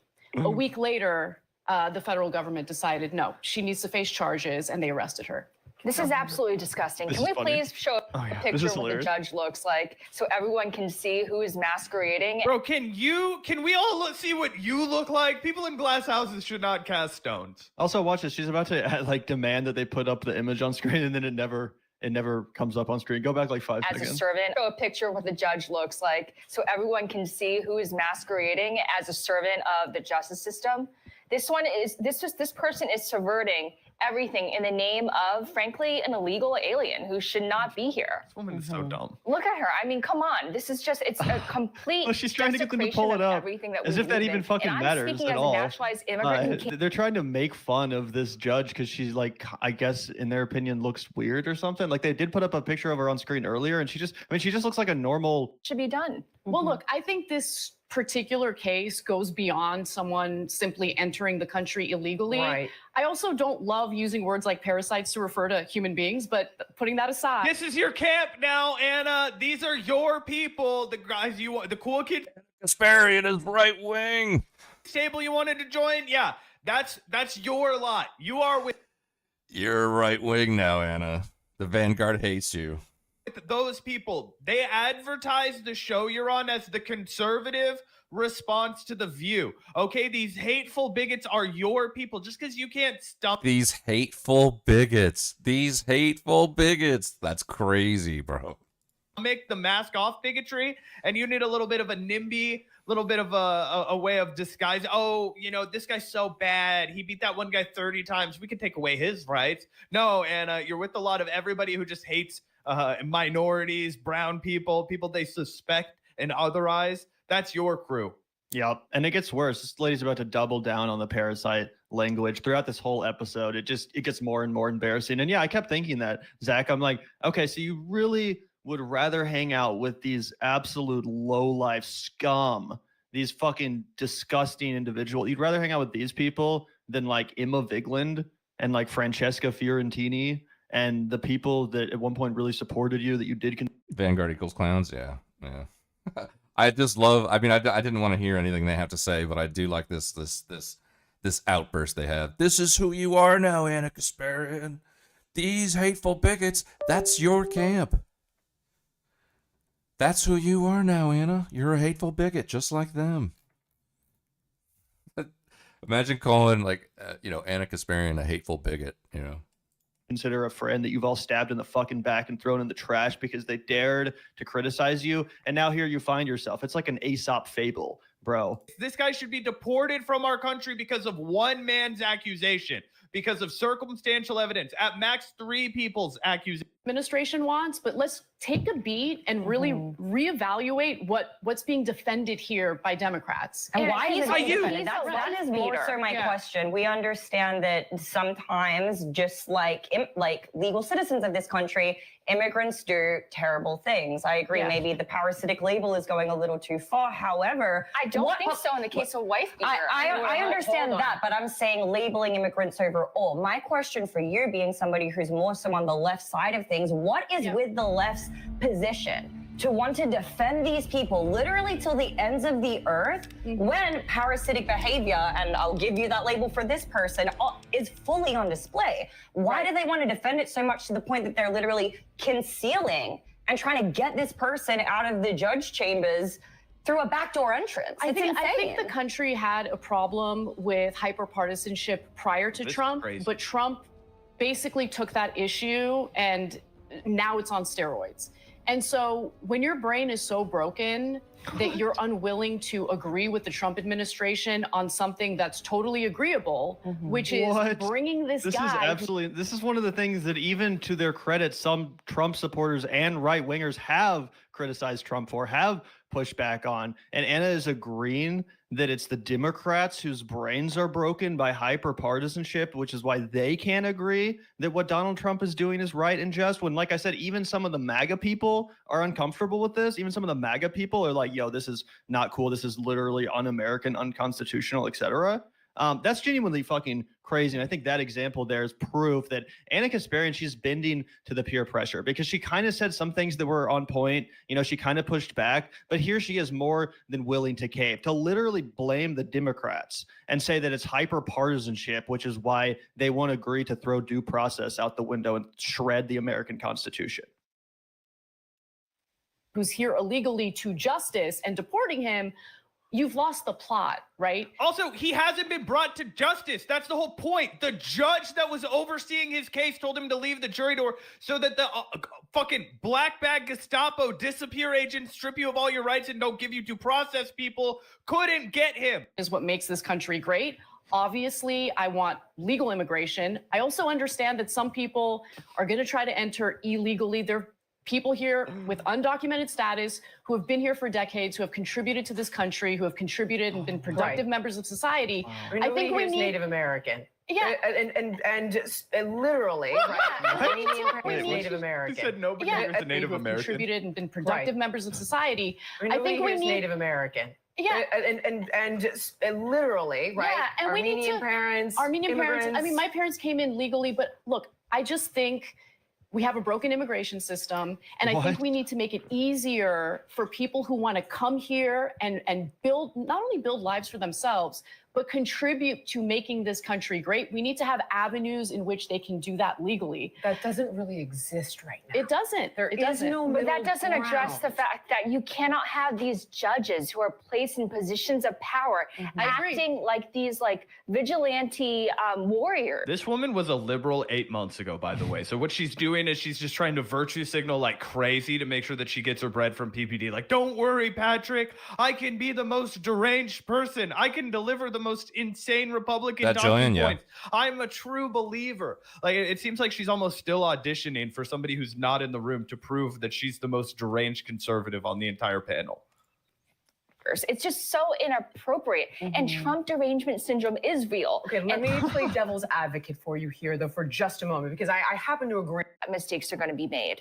But his base doesn't care. They don't care. Made. We're talking about a guy who was sent to an El Salvadorian prison where he's probably being abused in all sorts of ways.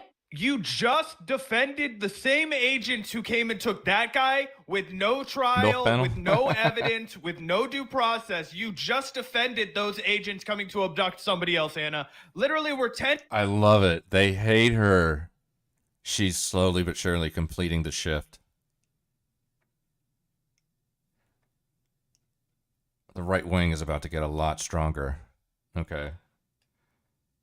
Now that the right wing will absorb Anna Kasparian and the Vanguard and all the internet leftists hate her, we are close to our final form, friends. now that we have absorbed Anna Kasparian. It's written into law. I mean, and it's something why that do we was need to? reversed, right? With the Despise new themselves, administration. yes. I agree However, with but that. what about the people who were already here? And We can grandfather them in. Yeah, but he came in here Let's on grandfather legitimate him in. asylum claims. Exactly. And we had this conversation at dinner, and you were telling me about this. I nearly didn't believe you. I'm like, are you all right. I mean, everyone's on board now. Yeah. I don't know. I mean, I haven't really seen anything from Sarah McBride that makes me uncomfortable. Sarah McBride doesn't seem to go But around you're like not suggesting suggesting that the fact that she's celebrated just because she not was by virtue of her accomplishments. Exactly. To be fair, I mean, there are a lot of people in the country who are pretty hateful toward transgender people, even when they're not causing any problems. That's true. When we're not talking That's about, true. medicalizing children. I mean, Absolutely. But if she's an adult, Even when she makes a good point, she has to throw in some shitty right-wing dog whistle, like, "Oh, well, it's okay to accept trans people so long as they're not medicalizing children." You know, it's like, Jesus Christ, bro. You almost had a good moment there. You almost had A right-wing dog whistle. I love it. I love it. I'm loving the friction here. This is great. I hope this show takes off, and I hope people. I want to see Vosh cover this show. I want to see fucking Xander Hall cover this show. Destiny cover this show. Hassan cover this show. I cannot wait. I'm hoping that this actually takes off. I want to see people getting pissed off about this now. I want to see. I mean, Anna is so close to basically just being the right wing angel that we've always needed. Like it's like Voltron, right? Like fucking all those fucking robots coming together to complete the final form, and then Anna Kasparian comes in. That's the fucking final piece, you know. They act like she's fucking Hitler, bro. A sane moment where you looked good in contrast next to these fucking Karens, but nope, had to ruin it. Either way, this is a level of discourse we're dealing with. Can you believe that people are... I'm gonna grab a beer. I'll be right back. Celebrating the first trans congresswoman for being trans? What has she actually done? We should focus on people's accomplishments, not just their identity. Like, bro, shut the fuck up. Shut the fuck up. It's okay to do both. You can be like, yeah, it's important that this person is the first ever trans woman elected to Congress. That's pretty cool. And then also, yeah, obviously, you should assess what that person is actually doing. Is she a good congresswoman? But both things can be important. Both things can be acknowledged. Yeah, it definitely gives a try. And some of them, I'm sure, are good people crossing the border. Yeah, it's insane. And remember when Anna would constantly get on Fox, or not Fox News, Freudian slip, get on TYT and give this argument that conservatives aren't actually anti-trans. They're just concerned about what's happening with the children, right? Oh, they're just concerned about protecting sports. A lot of people in this country take sports seriously. And we were like, no, dude, they hate trans people. They want to make their lives harder and worse. They don't consider them equal parts of society. They don't think that they should have equal rights. They don't think that they should be able to transition. Those are the people that you're getting in bed with. Those are the people that you're justifying and validating and laundering the opinions of. And she was like, no, you guys are crazy. You're intolerant. You don't understand that these are just regular people with some good faith concerns. And now she's being confronted on a panel with these people. And it's like, no, I just don't like trans people. I don't care anything about them. I think it's a problem. I think it's a scourge. And I want it to stop, basically. Yep. Transgenderism. There's a chance the Ethan thing might be starting soon. So we'll definitely want to keep an eye on that. I know that I think he just went live. So do you want to go over here? I have it. Hassan's not on yet. I know. I just wanted to see if he was going to say anything interesting to set this up, but is calling in, of course, at 12:30. I have 10 minutes to schlep around here. So I want to say, first of all, thank you to Shopify for sponsoring us. I also want to thank my lovely wife. My lovely wife. Yeah, thanks a lot. Thanks a lot, Ethan's wife. So yeah, we can probably watch a little bit more of this if you want. I know there's one timestamp where Lindy Lee straight up defends the concept of the great replacement theory.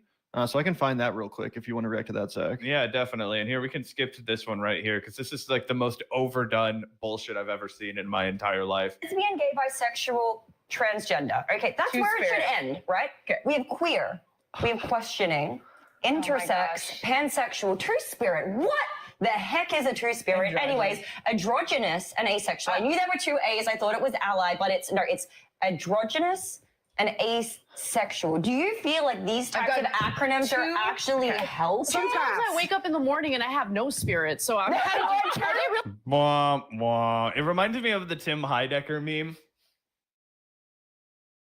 Yeah, literally. Like, you're literally doing that comedy. You're literally doing Jim Brewer comedy. But yeah, let me get to that Lindy Lee clip really quickly here. There's also a total boomer moment where Anna and Jillian Michaels are like, oh yeah, there was no identity politics in Gen X in the 80s. Gen X was so the best generation. And I was like, Anna, you are barely Gen X if you're Gen X at all. Just own that you're a millennial. Also, this is another great one, Zach, if you want to hit that even before the 15. What's that one? They're talking about the LGBT thing, and Jillian Michaels says something that's so fucking stupid. Oh, here, let's try that. Sorry, there's a lot of timestamps, guys. It's overflowing with stupid. Who you like to have sex with? Is it acronym? So first of all, is it who you like to have sex with? Is it how you identify? Jillian's pretty. And somehow everyone's in. I don't know. No, I'm not saying she's not pretty, but I don't know. I mean, I'm either picking the Asian chick or Anna. Those are my two. Two-faced girl from Seinfeld? Yeah. Where she looks good in like one light, but not the other light. Yeah. And for me, it's either the Asian chick or Anna. Actually, the Australian chick too. She's banging. The Australian chick, the Asian chick, or Anna. I'm picking one of those three.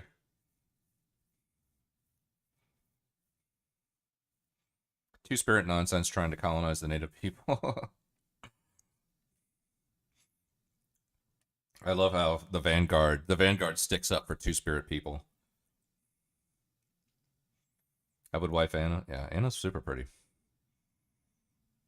In it, but you guys, the queer people, I don't even know what that means, by the way. Gays are in there, bisexual people are in there. So you sleep with women, you sleep with dogs, you sleep with everybody's in there except the heterosexual. Dude, what the fuck? You sleep with dogs? What the fuck? Is going She's talking about the acronym LGBT, and she's saying that everyone's in there except for straight people. Why? And then listen to this. She's about to. The dogs wasn't it? Oh my god. You guys don't have a letter. Where's the H? And ally. No, there's ally. There's ally. So that is for the straight people. They No, are I think ally, isn't ally for asexual? Oh, Meaning- there's two A's now. They added there's two A's. You'll never get to the bottom of it. Jillian, every year they add a new letter. It's like LGBTI. It looks like a Wi-Fi postcard at this point. There's so many letters. It looks like a Wi-Fi postcard. To that point, this is why the Democrats. They need to turn down the fucking hen cluckery shit, man. Like, I get it. I get you're excited. It's the first episode and everything, but fucking, there needs some clarity of viewpoints at some point, man. Asian chick looks Japanese. Could be. I'd say Chinese, Japanese, somewhere in that neighborhood. Because they're dog fuckers. Two-Spirit's is only about natives who are genderqueer. Okay, yeah. Party is doomed. This is literally a fucking parody. This is literally a fucking like Tim Heidecker style parody. There's so many letters. There's letters for the dog fuckers, but not the straight people. Yeah, they're letting the dog fuckers into the LGBT community, but not the heterosexuals. Can you believe what society has come to, Zach? The degradation, Gavin. I, for one, am appalled. I remember the good old days when there was only 3 letters. Can't believe I'm playing this role, but I'm about to say something controversial again. Do it. Shocker. So, you're kidding. The great replacement theory that they call neo-Nazi ideology. Here we go, bro. Here we go. Oh man. Here we go. This is where this is it right here. This is the brisket at the barbecue right here. This is the brisket at the barbecue, man. The great replacement theory that they call neo-Nazi ideology. Okay, explain for everyone what that is. So for those who aren't familiar, it's the idea that Democrats are letting in millions of people from like South America, Central America, like random parts of the world, Africa, whatever. And they want to bring them into these Democratic strongholds, and they're registering them as voters to create this permanent, illegitimate electoral majority. And when Tucker Carlson said this, when other people said, when Elon said it, they labeled him as Nazi, as Hitler. As Hitler. You mean when he did a Sieg Heil in front of an audience of fucking white nationalists? Yeah, we did.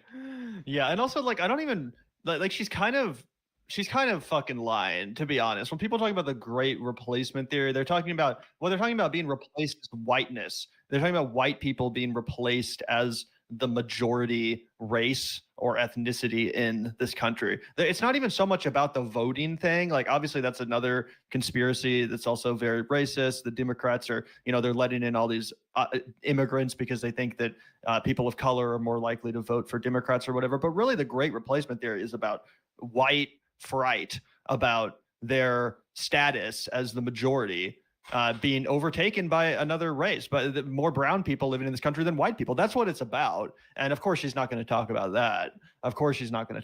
She's going to make it seem like, oh, people are just worried about, the voting demographics and shit.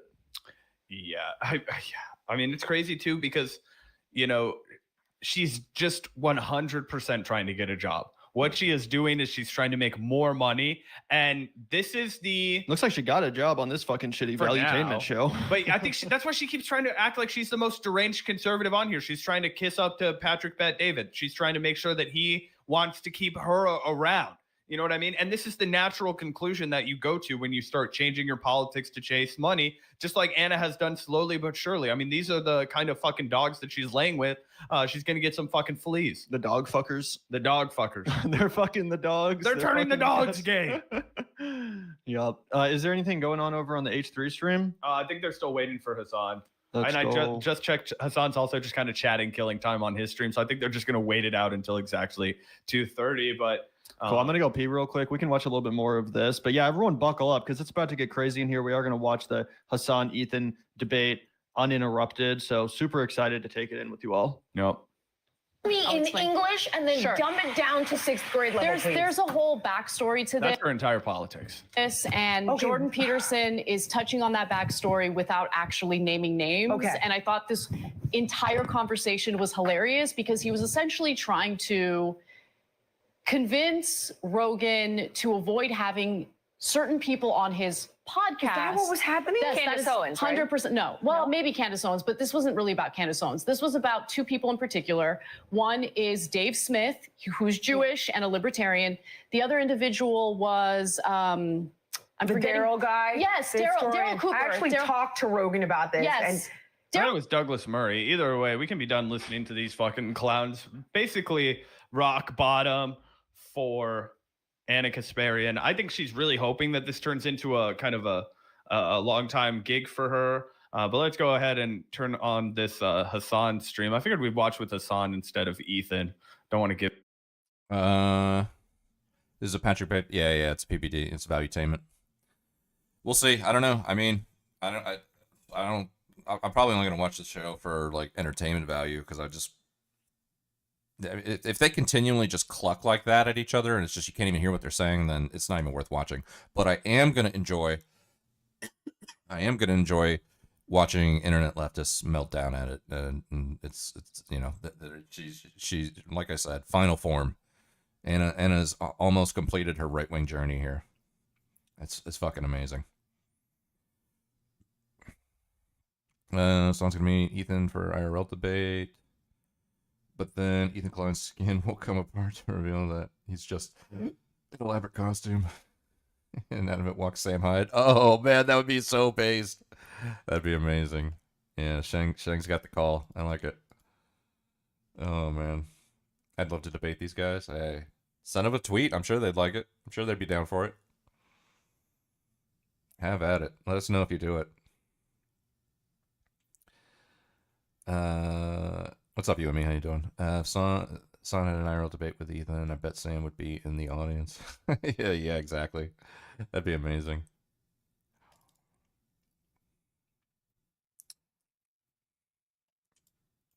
Yeah, just for shits and giggles.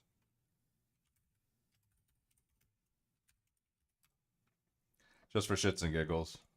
You got anyone you want to call out in the heavyweight division? Oh, you know it, lad. You know that, Hassan Piker? I'm coming to kill you in Los Angeles at your house. Or in the ring? No, in real life. I'm going to stalk him and become obsessed with him and wear his makeup and his dresses and use his skin as a coat like the ancient Irish did. Well, that's your winner, Sam Hyde! Bloody. Amazing.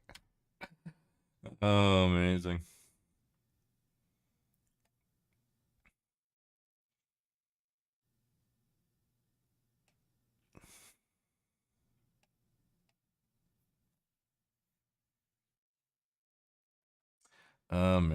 Amazing.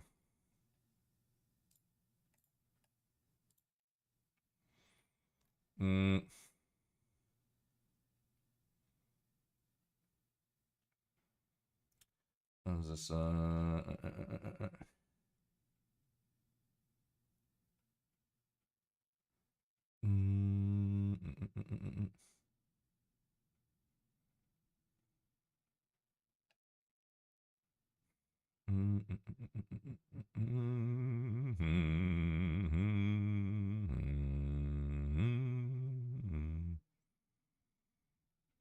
Okay. All right, I want to get another quick laugh in before we do Curtis Yarvin. No, yeah, I'll do Curtis Yarvin in a little bit, but I want to get a quick laugh in before I do that. Before I lock into some fucking some serious shit. There's another Steve Shives video that came out called "Woke Doesn't Mean Weak," and I don't know. I just love me a good Steve Shives video. It's just always fucking hilarious. Let's see. So I want to talk about two things, and they're related to each other. They both have to do with the Democratic Party going forward and what its strategy should be and what it should look like going into and then also coming out of the midterm elections coming up next year, and beyond those, the 2028 presidential election. I want to start with the strategy being floated by Michigan Senator Elissa Slotkin, who gave some remarks recently where she laid out what she called a war plan for the Democratic Party going forward. There's an article about this from Politico by Adam Wren. Headlines: Slotkin is testing a war plan to beat Trump. She wants Dems to ditch wokeness and muscle up. Quoting from the article, Elissa Slotkin, the former CIA analyst turned battleground senator, will on Thursday, and this would be this past Thursday, this article was published on April 24th, will on Thursday start road testing what she calls a war plan to contain and defeat Donald Trump. In the first of a series of speeches about the Democratic Party's path out of the wilderness, the Michigan senator said she will span everything from strategy to tactics and tone, acknowledging public perception of the party as, quote, weak and woke needs to change. She is urging Democrats to, quote, fucking retake the flag, with appeals to voters' sense of patriotism, to adopt, quote, the goddamn alpha energy of Detroit Lions coach Dan Campbell, and to embrace an airing out of potential 2028 presidential candidates in a broadly contested primary. Now, obviously, I have some problems with describing the party as, quote, weak and woke, but I will get to that. Before I get to that, there are actually some things that Slotkin says in her war plan that I agree with, that I think are good ideas. From a little bit further down in that Politico article, quote, in an acknowledgement of Democrats' long odds of retaking the Senate next year, she said the party should focus on the House. My definition of success, Slotkin said, includes free and fair elections in 2026, retaking the House, defending the seats we have in the Senate, and the best case scenario, she said, Democrats could perhaps gain 1 or 2 seats in the Senate. She urged Democrats considering running for president in 2028 to get in early, not waiting until 2027. Start getting people kind of in circulation, and a broad group of people. From a little bit further down yet in the article, we need to have this fight as a nation about whether we should still uphold the Constitution and still believe there are 3 co-equal branches of government, and the president is blatantly ignoring one of those branches right now, Slotkin said. I wouldn't have picked this case myself, and when she says this case, she's referring to the Kilmar Abrego Garcia case, the Maryland resident who was unlawfully deported to El Salvador by the Trump administration. Continuing, I wouldn't have picked this case myself because it's hard with the El Salvador piece. He's in another country, but the case picked us. Among other ideas, Slotkin proposes a Democratic shadow cabinet made up of ranking members on congressional committees to aggressively bracket Trump's own cabinet. Now, those are all things that I completely agree with and I like. I do want the Democrats to be a lot more aggressive in using whatever procedural tools they have at their disposal, whatever political power they may still have in Congress, to do whatever they can to block and slow down the Trump administration from carrying out their agenda. I do think we should be fighting very hard on the immigration cases, on the, I call them immigration cases, but really what they are government agents disappearing people, abducting people, and shipping them off to another country. It's completely outrageous, completely unlawful, against the Constitution, against what we claim are ideals that we cherish as Americans. So the Democrats need to not let that go, to fight that in the courts, to fight that in the court of public opinion, to fight that in the halls of Congress. Every place they can possibly fight it, they need to be fighting it. I agree with that completely. Aggressively bracket Trump's own cabinet with a shadow cabinet. I'm not sure how much you can accomplish doing that, but it sounds great to me. And she also says that Democrats who are thinking of running for president should get on top of it now, should start their campaigns now, should let the public start to get to know them, and that it would be nice if we had a broad field of candidates. I agree with that completely. I agree with all of that. But let's talk about the weak and woke bit, shall we? The Again, weak and from woke. the Politico Yeah. article, her strategy also focuses on language and tone. She said Democrats should stop using the term oligarchy, a phrase she said doesn't resonate beyond coastal institutions, and just say that the party opposes kings. And to beat their weak and woke rap, Democrats should channel the, quote, no bullshit energy of the Lions Campbell. She said, quote, a wonderfully sappy guy with his players, but who is also smart and tough and lovable. You know, there's another guy who used to be a football what's up, coach Salty? who I think would be a better role model than this Detroit Lions. What's up, Salty? Welcome in. Make a good little communist. This skinny little fuck doesn't care about anything other than his team winning in politics. I know. But he's always a good...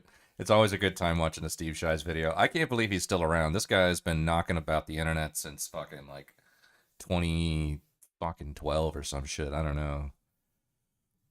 Amazing. Chill, what's up? How you doing? Who's Ethan Klein? Ethan Klein is Hassan Piker's father. That's who Ethan Klein is. So if you know Hassan, just imagine one level above that. That's gonna be Hassan's daddy, basically. But yeah, welcome in, Coach. But whatever. He's also out there currently doing stuff and holding town halls and holding rallies and trying to carry the message of the party forward as best he can. Of course, I'm referring to Minnesota Governor Tim Walz, who was the vice presidential candidate this last time. But here's the thing, to beat the weak and woke rap, to escape the label that the Democrats have been saddled with of, well, we're the woke party. We don't want people to think of us that way. First of all, who put that label on the Democrats? It was the Republicans, wasn't it? And who has framed that phrase woke as being a bad thing, as being a weakness, as being something that should be avoided? Who's responsible for that? Who's responsible for that language and that framing and that narrative? It's Republicans, isn't it? It's Republicans. I don't really see why or what it would accomplish for Democrats to cede that to the Republicans, for Democrats to just say, yeah, the Republicans have put this label on us, so let's just go ahead and implicitly acknowledge that they're right about us and all of the things that they say to mischaracterize us and mischaracterize the concept of wokeness and everything else. Let's just go ahead and let them have that. But then we'll pivot and we'll do the old, oh, no, we're not. And then we become, then we're the no bullshit party. To me, that's playing into Republican hands. To me, that's saying, hey, we're not woke. No, the Republicans are right. Wokeness is bad, but you guys got the wrong idea. That's not us. We're not woke. No, not us. Not at all. No. Don't let them have that. I've said this before, and I'll keep saying this. Democrats should be owning that term and should be explaining it to people and taking it back and saying, yeah, if they want to call us woke, why are they calling us woke? What are they accusing us of? Are they accusing us of fighting for equality for people of all races? Are they accusing us of fighting racism? That makes us woke? Are they accusing us of fighting for immigrants and refugees in this country? That makes us woke? Are they accusing us of fighting against racial inequality in the criminal justice system? That makes us woke?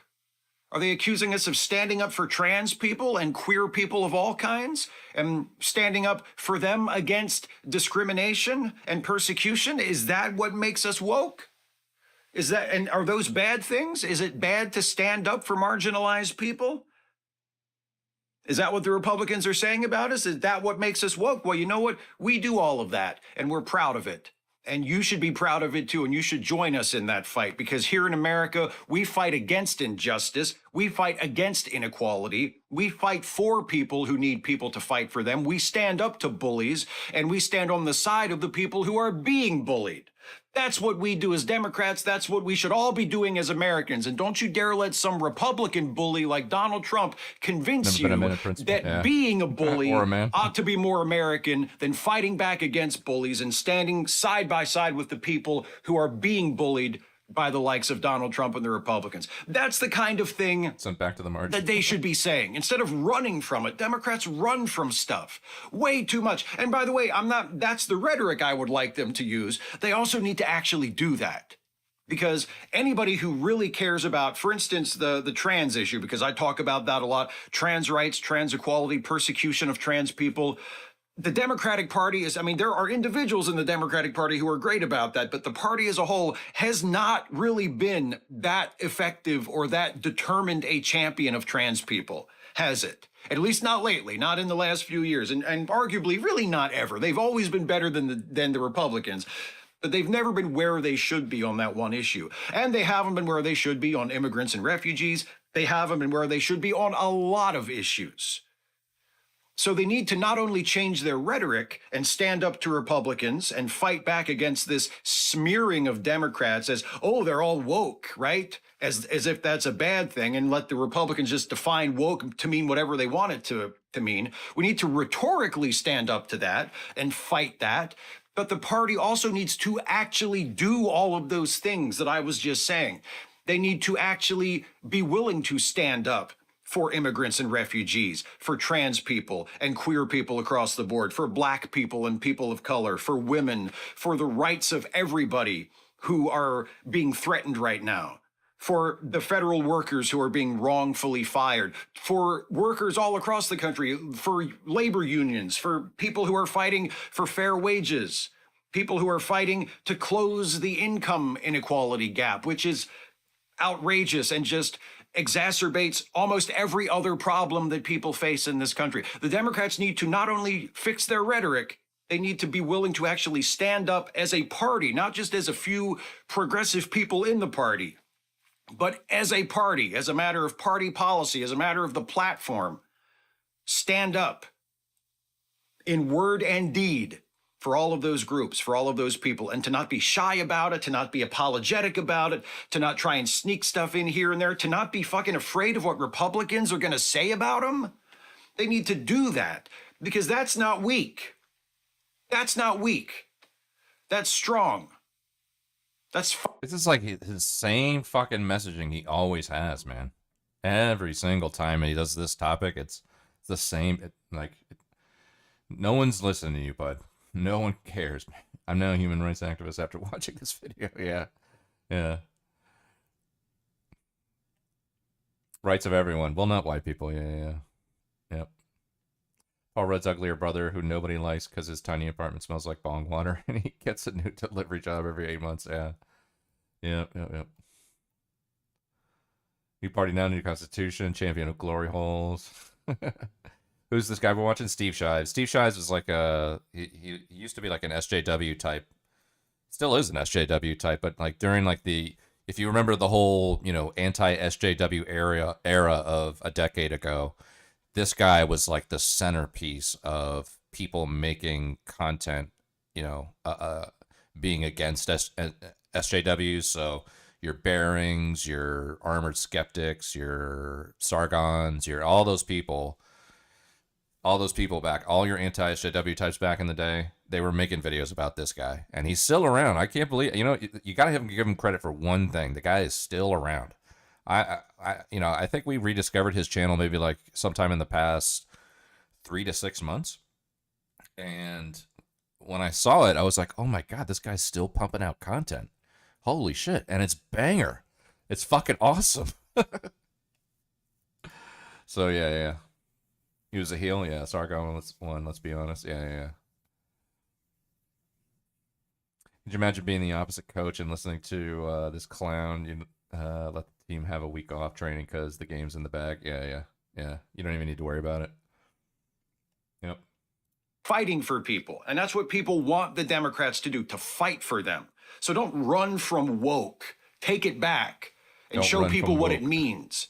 Show people what it means to be fighters for people who need people to fight for them, who deserve justice, who deserve equality, who deserve fair treatment, who deserve to be treated with dignity and allowed to live their lives as who they are with dignity and respect, the same basic dignity and respect that we all expect and demand for ourselves. That's what the Democrats need to be doing without apology. and without excuse. And so some of what Senator Slotkin says, I agree with. I think it's a great idea. But the business about, and we need to convince people that we're not the woke party anymore, that right there is weak. That's the weak stuff. That's the weak stuff. Capitulating to Republicans and letting them continue to define us. That's weak. And that is a loser strategy. So that's the first thing, the Senator Slotkin thing. And what that ties in with is the efforts by Justice Democrats and also by the recently or relatively recently elected vice chair of the DNC, David Hogg, who is also supporting efforts to launch primary challenges to incumbent members of the House of Representatives, incumbent Democratic members of the House of Representatives, in the primary election. And the sort of firestorm that this has set off among certain people in the party, from people saying that this is a terrible idea, and David Hogg and the Justice Democrats and all of these other sort of more progressive organizations that are affiliated with the party, well, they shouldn't be doing this. This is a terrible idea. I actually think it's a great idea with one very important caveat, and I'll get to that after I share this with you. This is from ABC News from April 25th. Headline, Young Democratic primary challengers seek to oust longtime House members, but they say it's not about age. This is by Orrin Oppenheim and Hallie Troadek, quoting from the article. As the Democratic Party takes stock of the first 100 days of the Trump administration and the upcoming 2026 midterm elections, where the party aims to take back control of the U.S. House of Representatives, a slate of political newcomers are challenging longtime incumbents and calling for generational change within the party. The challenges come amid a broader debate among Democrats over how to respond to the Trump administration and reach voters after its bruising losses in 2024, and if the party needs younger leaders to revitalize it, or whether Democrats should avoid the risk of infighting. The debate was supercharged in recent weeks when Leaders We Deserve, a political organization led by Democratic National Committee Vice Chairman David Hogg, the Parkland school shooting survivor and gun control activist, announced that it will spend $20 million to help elect younger leaders, including primary challengers to House Democrats who are in safe Democratic seats. That last point is really important. David Hogg's group, Leaders We Deserve, and the Justice Democrats group as well that are doing something similar, they're only planning to set up primary challengers for incumbent Democrats who are in safe seats, who are in safe districts.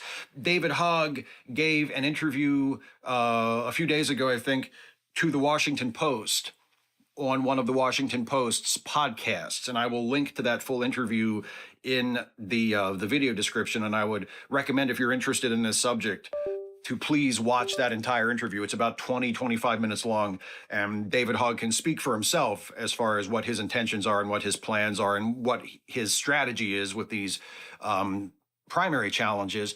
But he makes it very clear in that interview that he does not intend to challenge Democrats who are in swing districts. The DNC itself has expressed some dismay at David Hogg's involvement in this because he is a member of the DNC. He is a vice chair of the DNC.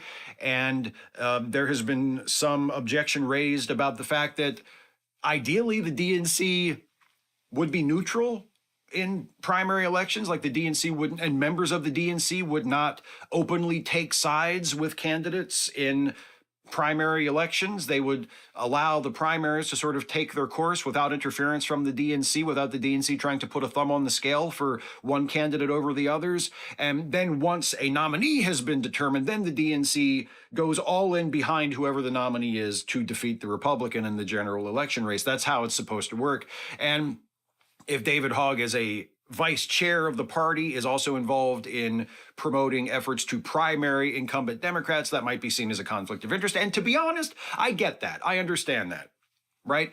But I, as a voter, I, as just a run-of-the-mill member of the party, am less interested in the internal objections based on rules and perceptions and, whether or not it's impartial of the DNC. I'm less interested in that than I am in the fact that David Hogg the Justice Democrats, Leaders We Deserve, these other organizations. I can't believe that David Hogg actually has this kind of fucking leverage. What is his position?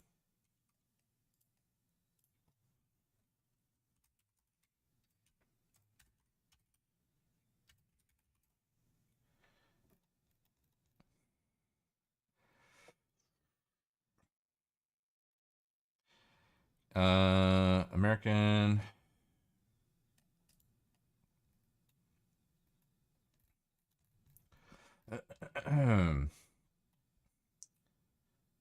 Serving since 2025 as one of the 5 vice chairs of the DNC. That is crazy, dude. I didn't even know he. I remember. I do remember him making the rounds in terms of like pleading his case, but I didn't know they actually made it. He's actually on the DNC now. Fuck me, dude. No, this guy. No. Definitely not. Nope. Are actually doing something to fight, to drag the party further to the left, to engage and energize with younger voters who have not been a reliable voting bloc for the party with more. Yeah, he's a fucking chair. He's a chair of the not the chair. He's like, he sits on like a, he's like a vice chair or some shit like that. I don't know. Left embrace him even exposed as a puppet. Yeah. David Hogg wants to ban assault rifle. Yeah, I know. That's his white whale. That's his Moby Dick. Yep. Progressive voters with further to the left voters who have not been a reliable voting bloc for the party, and to engage with those people and to fight for those people and to try to show them the party, or at least members of the party, fighting for those people in an effort to convince them that the Democrats are worth supporting and worth voting for. And here's the real point that I want to make.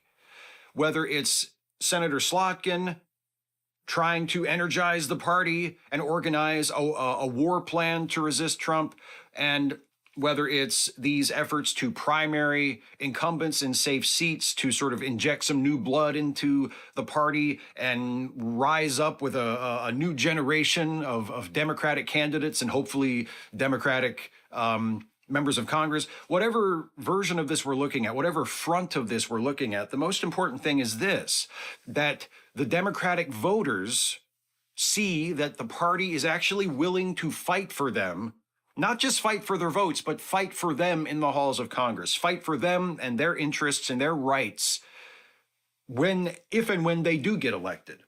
And in order for that to happen, and in order for this primary challenge thing to go the way we're all hoping it will, the party needs to be united, regardless of the outcomes of these primaries. And there are some in the party who are worried that that's not what's going to happen. Back to the article I was just quoting from, the ABC News article. Jake Rakoff, 37, is a primary challenger taking on his former boss, Representative Brad Sherman, a Democrat who represents California's 32nd district. I'm running because we do need a new generation of Democrats to step up if we want anything to change in Washington. We cannot keep sending the same both decade after decade and expecting things to change, Rakoff told ABC News in an interview. Skipping down a little further in the article, Sherman, speaking to ABC News, dismissed Rakoff, who he indicated had not worked with him directly, as one of an expected number of challengers. I always have lots of opponents, and I usually win by a huge margin, Sherman said. More generally, Sherman sounded a skeptical note on the efforts to primary incumbents more generally. I see these efforts to turn the Democratic Party into a circular firing squad. It's very difficult to see how their efforts will help us win the 2026 elections. What it means is that we waste a lot of money in the... I mean, it's crazy, for years and years and years and years, fucking Democrats relied on like very, accommodating messaging, right? We want to bring in minorities, we want to bring in, marginalized, and that message was like so popular for a long time. And then you get to 2024 when you have gay people and black people and Hispanic people voting for Trump. Then it's like, okay, our winning formula is no longer a winning fucking formula, or it's not definitively winning. Like, what do we do now? What do we find? Do we find the leftist Joe Rogan? You know, do we start our own Daily Wire? You know, like what kind of messaging are they going to have that's going to even resound with anybody if the people that they relied on for so long aren't as reliable anymore? Not gonna lie, it's overstated. Under 30% of black men vote for Trump. Yeah, but the thing is, even if it's under 30%, that's fine. That's just like a milestone, right? That's just an indicator. You know, if Trump messaging or Republican messaging is more popular as time goes on, and that 30% turns into like 40% or 45%, then you can see these slow shifts, you know, tending towards the right. But the real question is, will it slide back? You know, will Democrats figure out a way to get, you know, that 30% back on their side? You think it'll go up or go down next time? I don't know. I don't think it'll go down. I mean, going down means they're going back. They're going back to Democrats, and I just don't know what the Democrats can do to make that happen. They have a massive PR battle that they have to fight, you know. Hispanics were the biggest jump? Yeah, exactly. Yeah.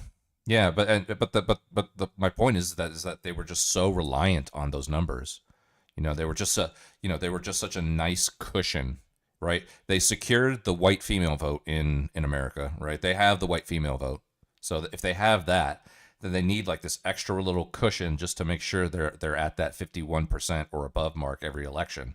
And that soft cushion was always minorities and marginalized people. But now, when you see some of those numbers, you know, kind of jump ship and go to the other side, you know, then the question is, what do Democrats do to bring them back? And I just don't know what I mean, you know, did you see their fucking DNC? Oh man, what was it? Let me see. It was DNC.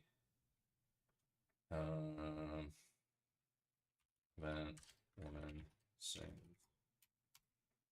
What was it?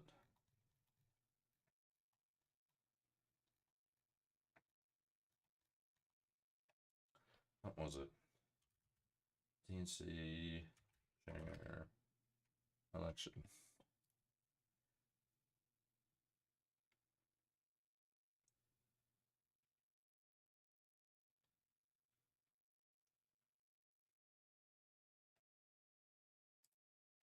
The DNC have learned absolutely nothing from their humiliating defeat at the last presidential election. We saw history repeat itself at the weekend, where a DNC official demanded that a non-binary person be voted into the vice president position of the organisation. Rules specify that when we have a gender non-binary candidate or officer, the non-binary individual is counted as neither male nor female, and the remaining 6 offices must be gender balanced.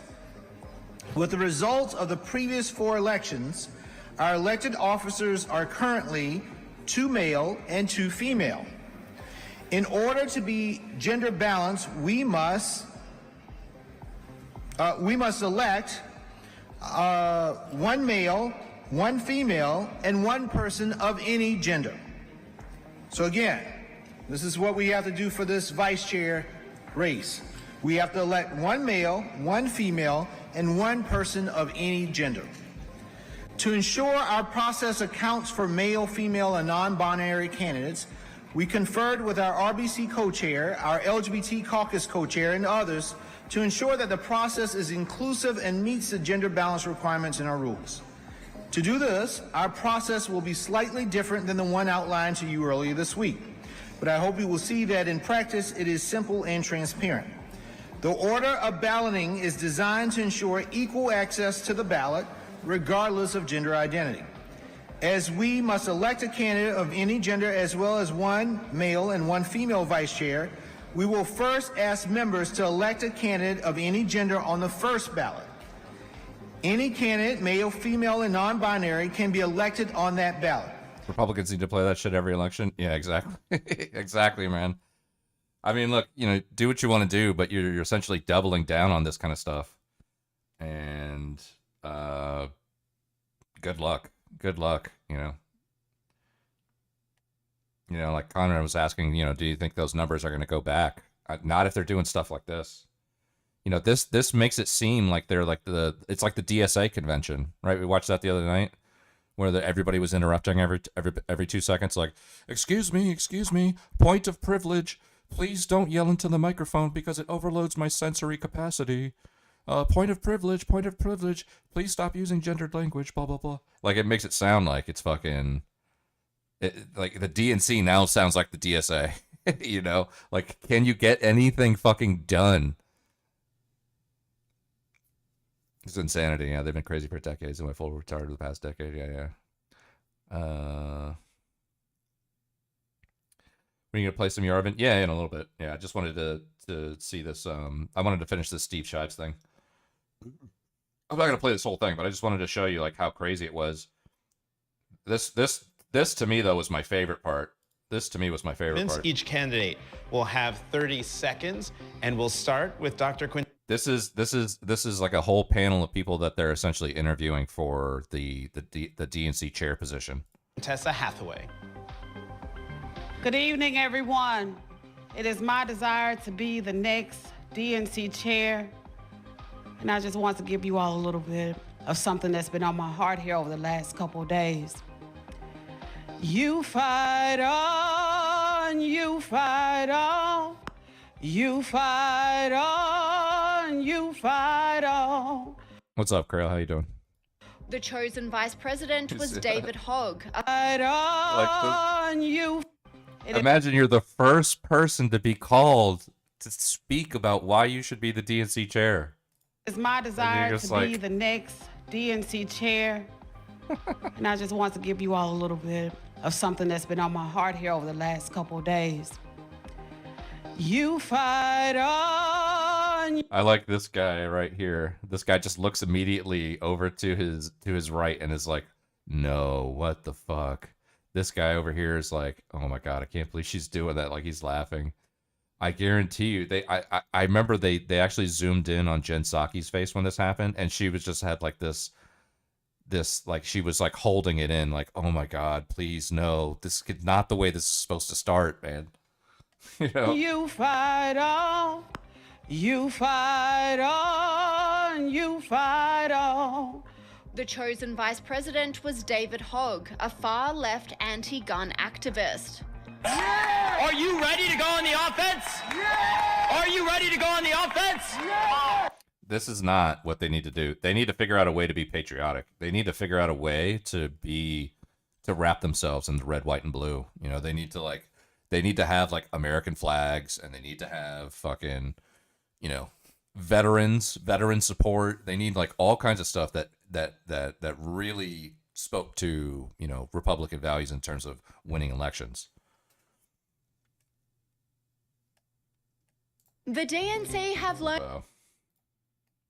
Anyways, we'll get to the Yarvin stuff. This is almost done. There's like 10 minutes left of this one. Primaries. Well, look, I acknowledge that money in politics has obviously gotten completely out of control, and his concern about that is valid, but it also sounds a little bit like an excuse in this context. Why do we want to have primaries? It's just going to be a waste of money. And what I really want to focus on is his phrase there, turning the party into a circular firing squad. You hear this a lot when nominees are primaried, when incumbents are primaried. There are people within the party who very often will react badly to even the notion of primarying an incumbent politician, and whether they're a senator or a member of Congress or even the president. Oh, no primaries. Like that's a circular firing squad. That'll fracture the party.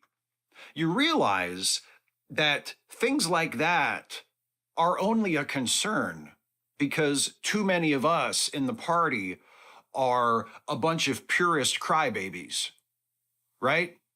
Like, if that were not the case, then this would not be a problem. We would not have to worry about primary elections, even really hotly contested primaries, dividing the party and threatening our ability to win a general election, if we could rely on us, and when I say us, I mean voters, but, you know, I also mean the party as well, to get over ourselves if our chosen candidate in the primary didn't win and didn't become the nominee, and unite behind the nominee, whoever they are, right? There are potential presidential candidates next time around that I am not really very enthused about.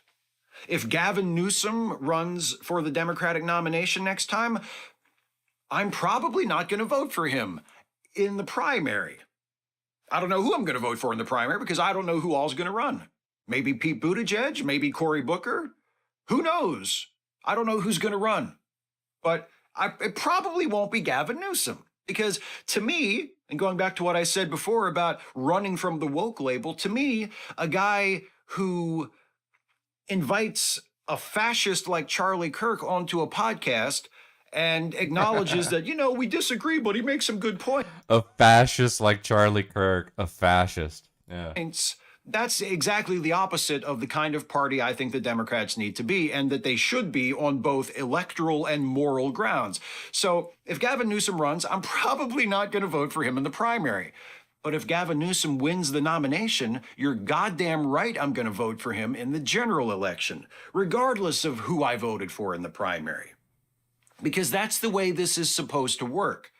We have an internal party election, or rather series of elections in all the states in the primaries, so we can decide who the nominee is going to be, and we all have our say, and we all vote our conscience, and we all pick our favorite. We all pick the one who best represents our values, or the one we think has the best chance to win, or whatever criteria we apply that allows us to choose the candidate who gets our vote in the primaries. And when that process is done and a nominee has been chosen, theoretically, we're all supposed to get behind whoever that nominee is, because whoever they are, especially in today's day and age, especially with the present condition of the Republican Party, whoever that Democratic nominee is, they are going to be vastly preferable to whoever the Republicans put up. If it comes down to Gavin Newsom versus J.D. Vance, or Gavin Newsom versus Marco Rubio, or Gavin Newsom versus Trump running for an unconstitutional third term, you think it's going to take me, there's not going to be any decision. You think I'm going to wring my hands? Oh, gee, I don't know. Should I vote for Newsom? I mean, I don't really agree with him on a lot of stuff. Of course I'm voting for him. And so should every other Democrat. And not just for the presidential race, for your congressional race. For your senator, if one of your senators is up this time. Vote for whoever you think is the best candidate in the primary. If you support David Hogg's efforts or the Justice Democrats' efforts to primary incumbents and to run younger candidates, fresher candidates, candidates who are further to the left maybe, more progressive, more ambitious, bolder, which I completely support in theory. I don't know, I'll have to see who the individual candidates are, but I'm 100% behind that idea.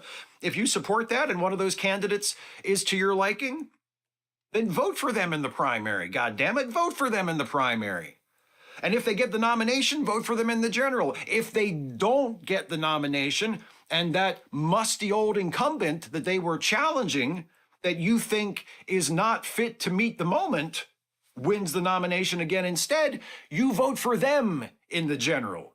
You vote for whoever the nominee is.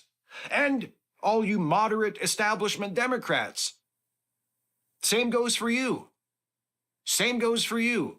If your chosen candidate, if your incumbent that you want to defend, that you want to support, that you would like to see get the nomination again, if they face a primary challenge from some upstart candidate, financed and supported by one of these groups we've been talking about, and they lose, and that upstart wins the nomination, then you show up on election day in November and you vote for them in the general election. You vote for the nominee. You get over it. You get over the fact that you don't think that they're the right person. You get over the fact that they don't have as much experience as the person that they're trying to replace. You get over it. You get over yourself and the fact that you didn't choose them in the primary and you vote for them in the general.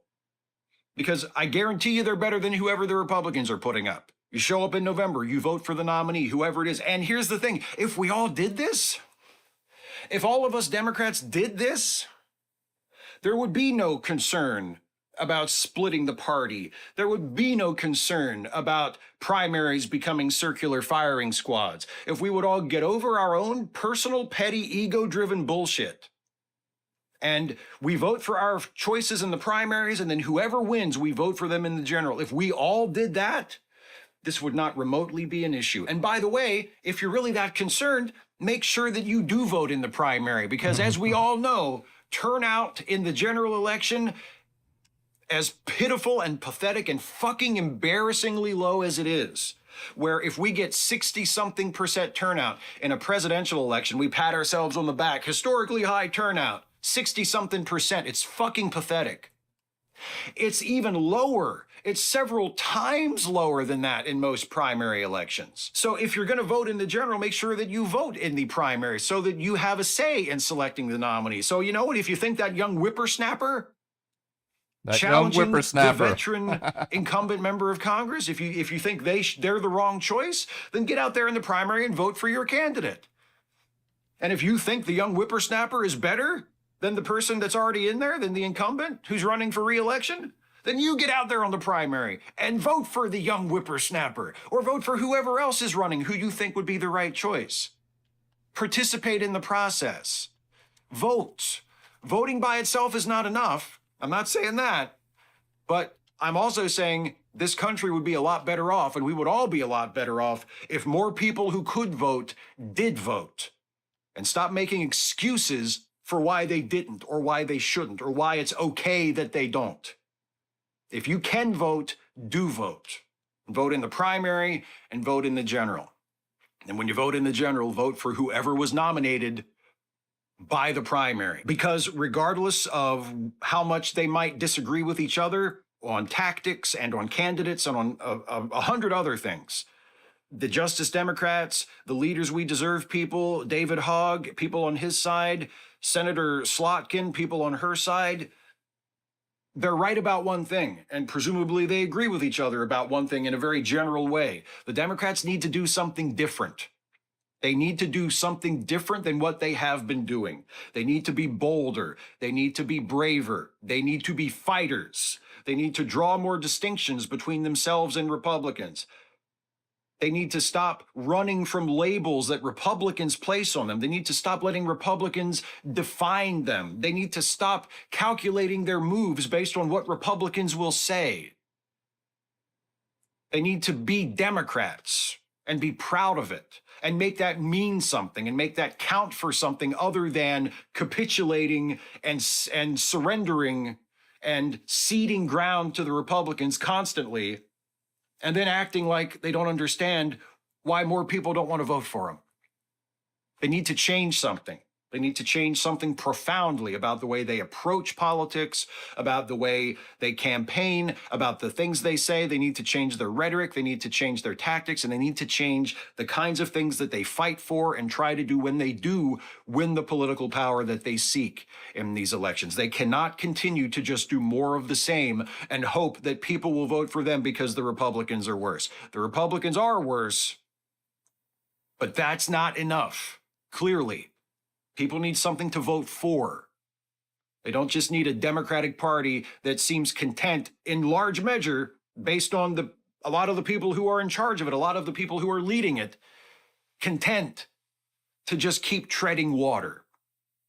That's not a strategy for victory in the long term, or I fear in the short term. Because here's the thing, there may be times when you have to tread water. There may be times when that's the only choice you have, and in order to survive, you have to tread water. But at some point, you have to come up with another strategy, because if you tread water for too long, it's inevitable. If you tread water for too long, you fucking drown. He always has a banger ending. Always has a banger ending. I mean, whatever, you know, good luck. Good fucking luck. Stop letting Republicans define who you are. I mean, this is just like the same tired shit. First thing you gotta do is be honest, admit you have a fucking problem. All right.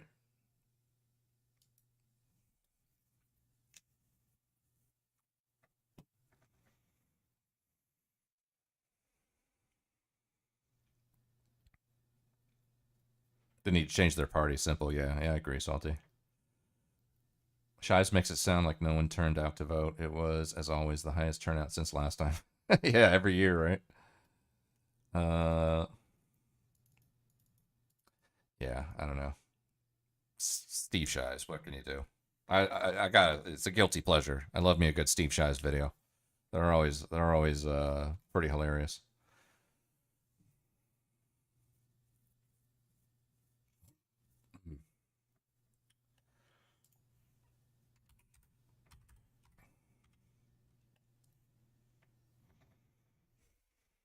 Are you winning, son? Are you winning, son?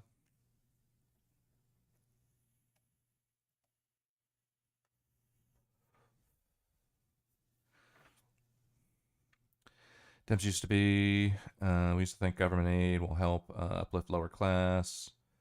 Concept supporting businesses and creating jobs would do it. Same goal, different ideas. Yeah. Trump is planning a massive military parade for his birthday on June 14th. It will contain over 6,000 soldiers and 50 vehicles, 50 helicopters. What happened to cutting waste? Yeah, I'm not keen on that. I don't like military parades. It's fucking, I mean, just speaking from somebody who's in the military, you know, I already got enough shit to do, okay? Don't fucking put this on my plate, you know? Also, it's, you know, it's like, it just gives like North Korea vibes. We don't need that. I don't know. I guess he thinks that's like a strongman show of strength kind of thing or something. I don't know. Are we doing the military parade? That's what Krail's saying. Krail's saying we're doing it.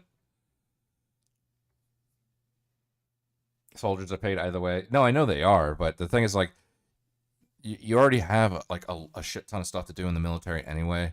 You know, to get tasked out with fucking doing a military parade is like, oh my god, man! Now I have to move.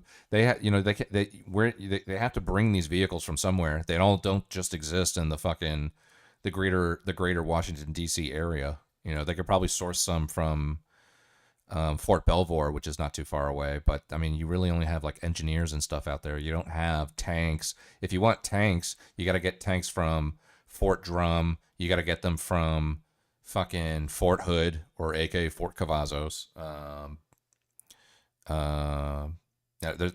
It's just a massive logistical undertaking to do this kind of stuff. And then the soldiers themselves are the ones that are tasked with getting all that equipment to that area. So it's like, you know, whatever downtime you thought you might have is just like, no, now you're having even less downtime. Like, I'm just speaking from like a soldier's perspective. Fuck a military parade. I can't, like, I would just be like, oh no, why? You know, military parades are cool as fuck. I don't know, man. I mean, I don't know. I just get like North Korea vibes from it. You know, it's not my thing. I get it. If, you know, people think like they can be cool, but it's just not my thing. Soldiers will get a week-long party. Yeah. No, they won't get a party until they get back, until they bring all their stuff back to their unit. Once they get back to their unit, they'll probably get a week off, or a couple, or they'll get like a 4-day weekend. You know, something like that. They will get some time off, but it's just a mission. Normally, when you mobilize like that, fucking, it's a major mission getting all that. I had to do that multiple times. We had to take all of our engineer equipment and transport equipment from Fort Hood to Fort Bliss in El Paso, meaning we had to like get all that shit onto rail cars, which is not easy. You don't just drive them up and say, okay, take it away. You got to do all the chaining, all the securing. You have to do all the BII checks, like the basic initial items checks for all the vehicles before you do that. Fucking. And then you have to do it all again once it gets to its destination. Then you have to unload all that shit. It's not easy, man. It's like it takes days and days to do that kind of shit. It sucks, man. And then I had to do it again from El Paso, from Fort Bliss, all the way to Fort Irwin in California. Fucking load them up and then load them out and then load them off once they got there. Then I had to do it again from fucking Fort Irwin back to fucking Fort Hood. It sucks, man. It sucks. It's not fun. I know, like, people watch parades on the TV and it's like, ooh, that's cool. But it's a fucking nightmare to do that kind of shit in terms of like the actual soldiers, you know, making sure that it happens. It's a lot of fucking work, man. And it's like you already got a lot of work to do.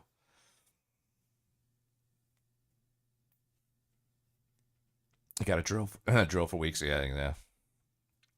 Flew demonstrations for one summer at air shows. Logistics involved is insane. Yeah, exactly. Yeah.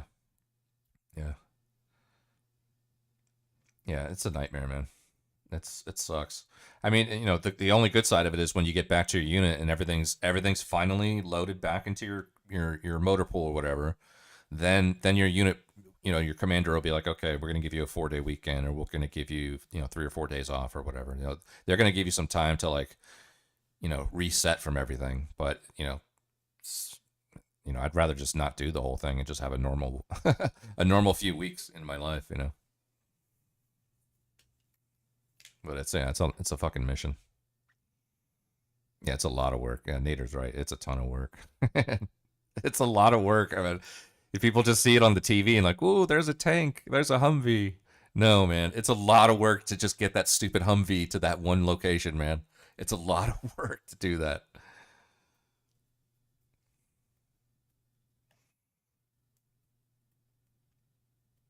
All right, which video should I watch of this Curtis Yarvin guy? I mean, I'm not trying to watch some kind of 2-hour thing, so. There's the New York Times interview. Is that the one? Is that the one you want to watch? Don't watch the New York Times? Okay, well then which one?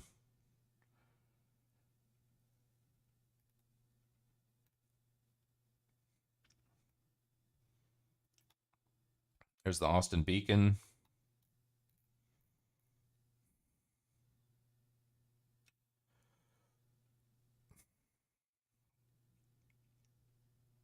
Unheard. Watch a podcast type thing.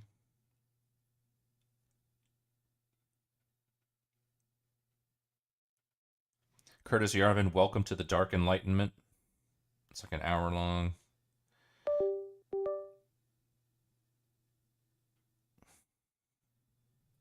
Ayaan Hirsi Ali podcast. Wow. No, it's not even Ayaan Hirsi Ali though. Luke Daniel and Curtis Yarvin talk about the state of democracy across the West and similarities it bears to the monarchy.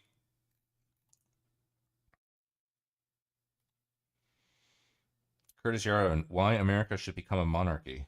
Does that one sound good?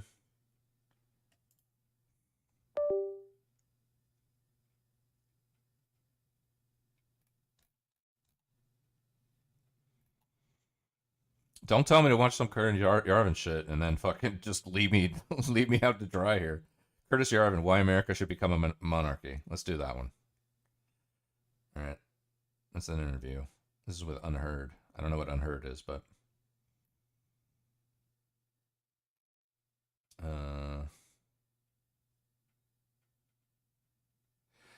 what was this? How communists created the modern democratic movement. Base Camp with Simone and Malcolm Collins. I don't know about that one. I'll just do this one. I'll just do the American monarchy one. Let's do that one. A dangerous thinker. Lots of people have. Don't watch Simone. It's ass. Okay, gotcha. We'll watch this one. If it's ass, let me know and I'll change it. I don't. You know, you just said Curtis Yarvin. You didn't say which one, so we're gonna go with this one and see where it goes. I'm gonna be listening, but I'll be right back. I'm gonna go to the bathroom and grab another beer real quick. So I'm gonna have my headphones in though. Okay, cool. Be right back. Strong opinions about him. He's had write-ups in the New York Times and Vanity Fair, but he's also appeared on Tucker Carlson. And generally, people are trying to make sense of some of his very challenging thoughts. And so we thought we would try to do the same. Hi, Curtis. Great to be on your show, Freddie. I think it's fair to say you've published over 1 million words. Is that right? It's a gazillion, precisely. So I cannot claim to have read all 1 million of your words, but I have been trying to kind of get up to speed with it. And the idea that really jumped out at me as challenging and interesting and worthy of trying to understand what you mean by it is the idea that we should be returning in the West, or let's say in America, to monarchy as a system of government. So I'm hoping that by the end of this episode, even if people completely reject it or don't agree with it, they will at least understand what you mean and what your thinking is. All right. So let's start from the beginning and tell us, what's wrong with the democracy system we have going at the moment. There's three forms of government that you see across history.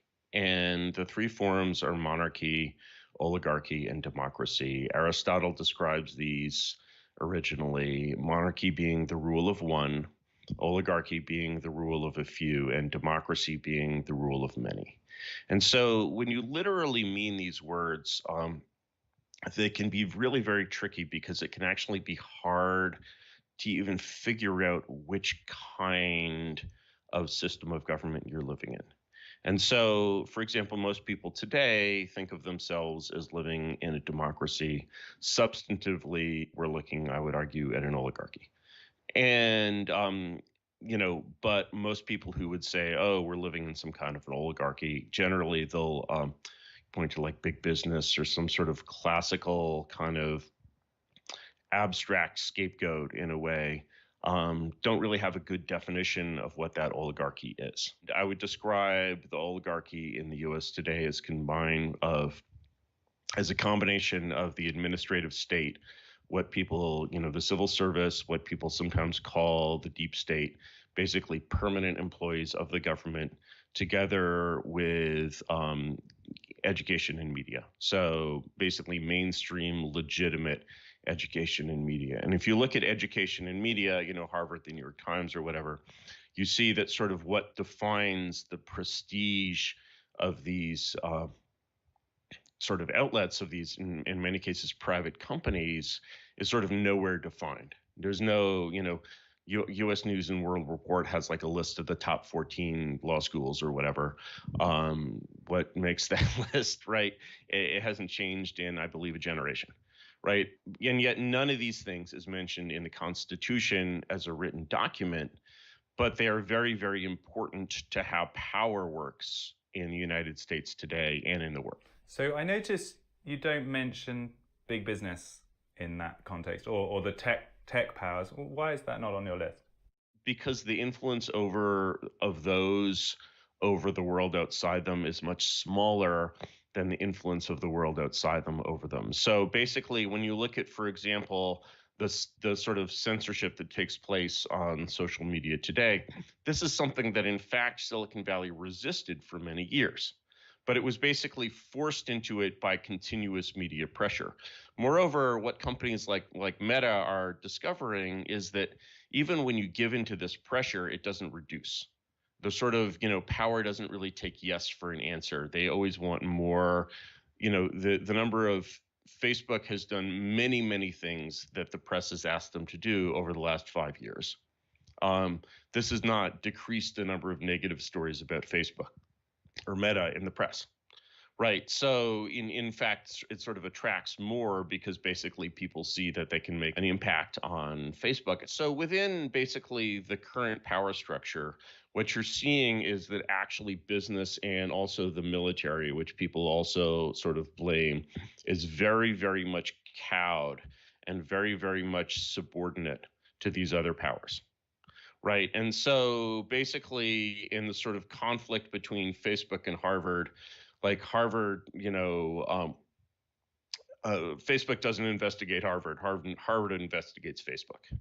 Right. Or so, Elon Musk did this really sacrilegious thing recently on Twitter where, he's like, wow, all these nonprofit organizations are like, with like nice acronym names that are not actually part of the government are like criticizing Facebook. Like Facebook is heavily criticized by like people who matter.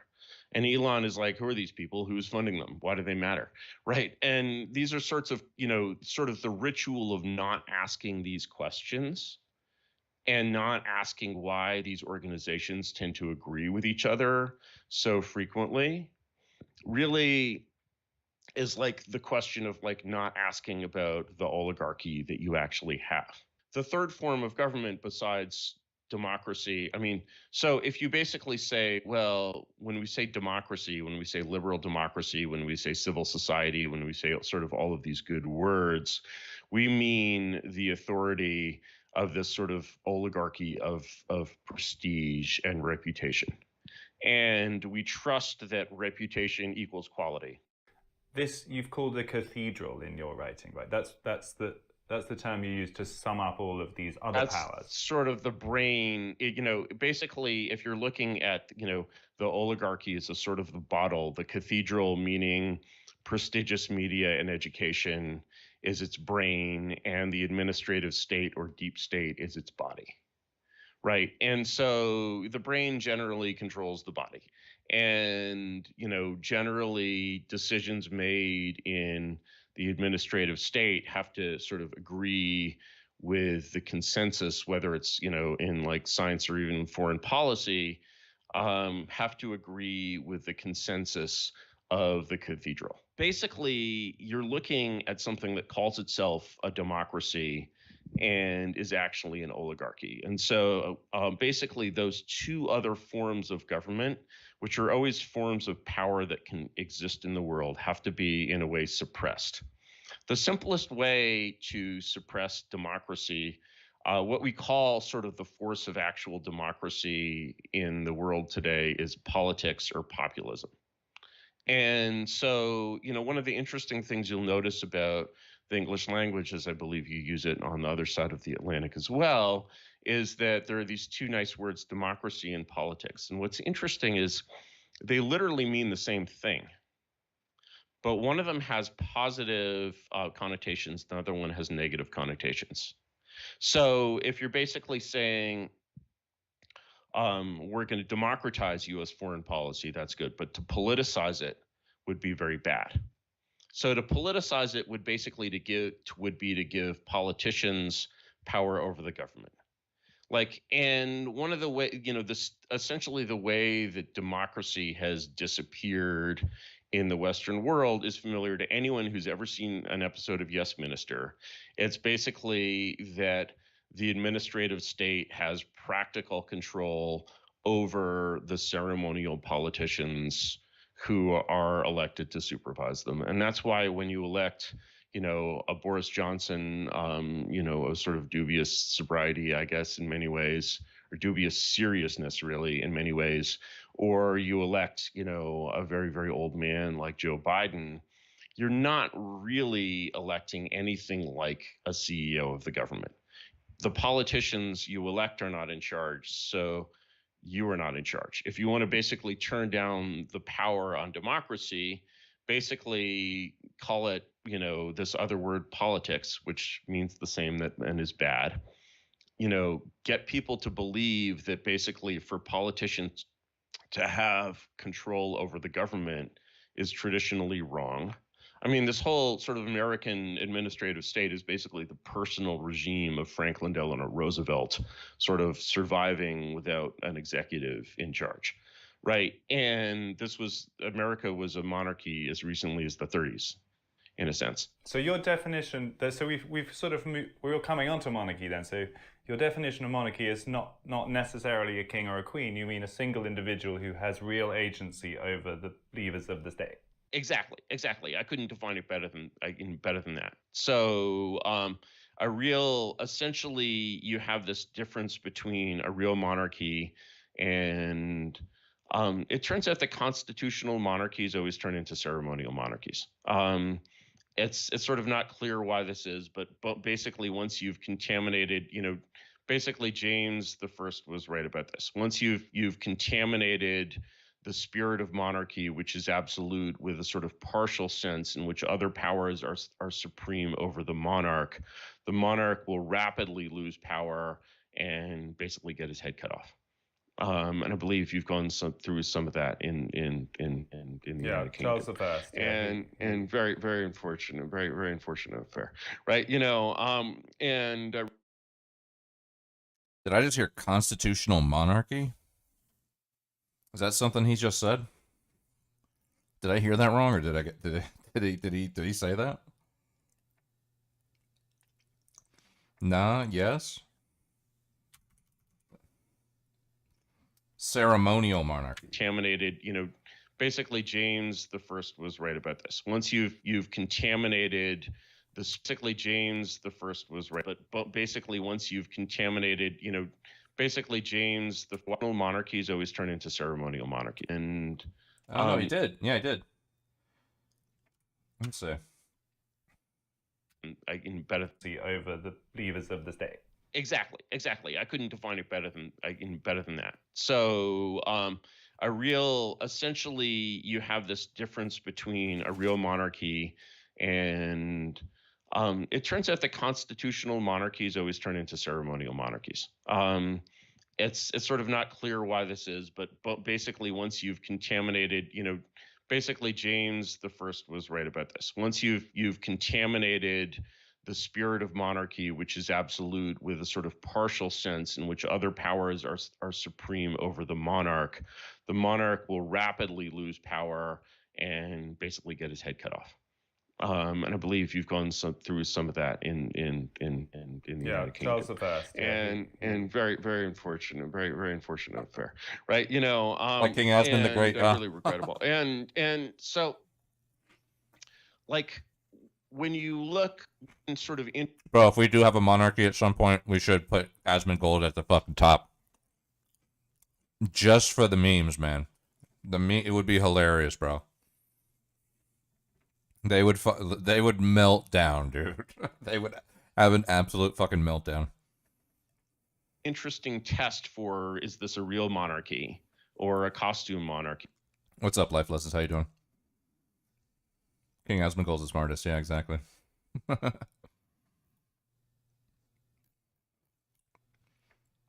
The royal palace would be full of cockroaches. Oh, man.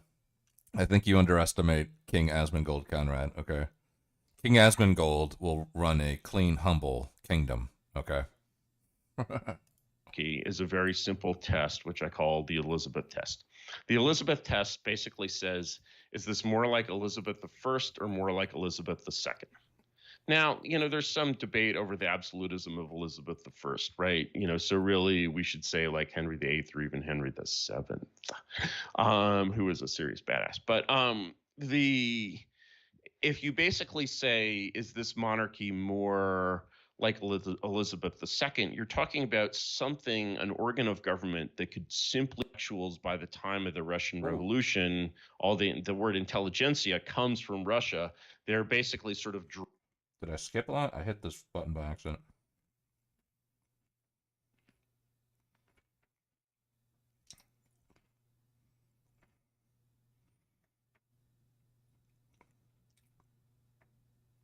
On the ceremony. Okay, no, yeah, we did. Yeah. Slice of history. Who are the monarchs we should be looking at as the kinds of examples we should be emulating? I think Elizabethan England was an absolutely wonderful place. I think you can learn a lot from Napoleon. His military strategy was perhaps a little aggressive, but Napoleon is perhaps the monarch who's most reminiscent of like a 21st century Silicon Valley CEO in some ways. Napoleon is really a startup guy. Henry VIII, he was on your list earlier. Yeah, Henry VIII is not so bad. Would have been quite scary to live in Henry VIII's time. I feel like it. Well, is it scary to walk down the street in London? I don't know. I mean, to compare Henry VIII to Stalin, it depends where you are, depends when it is. To compare Henry VIII to Stalin is like, sort of the like. So do people think this guy's a nut job, or do they take him seriously? What's the deal with this? You're talking about orders of magnitude in differences in sort of the level of tyranny. Yes, you could get your head cut off, if you were involved in court politics in the wrong way in Henry VIII's time. You did not have vast gulags operating in the north of Scotland or whatever, right? And so you sort of, one of the things that people do when they basically sort of apply these kinds of traditional forms of odium is that their sense of proportion disappears. And so we were talking about a sense.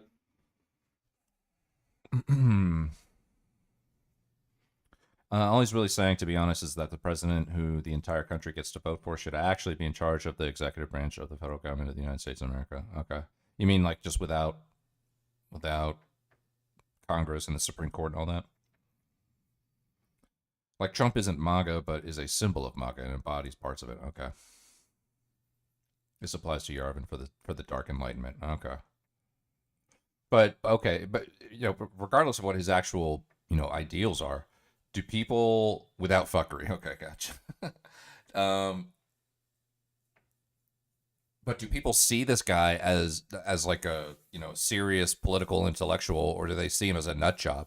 Like, from what I'm understanding, like, doesn't he hold court with like Peter Thiel and like some other pretty powerful people? Is that the case? I'm just wondering how serious to take him.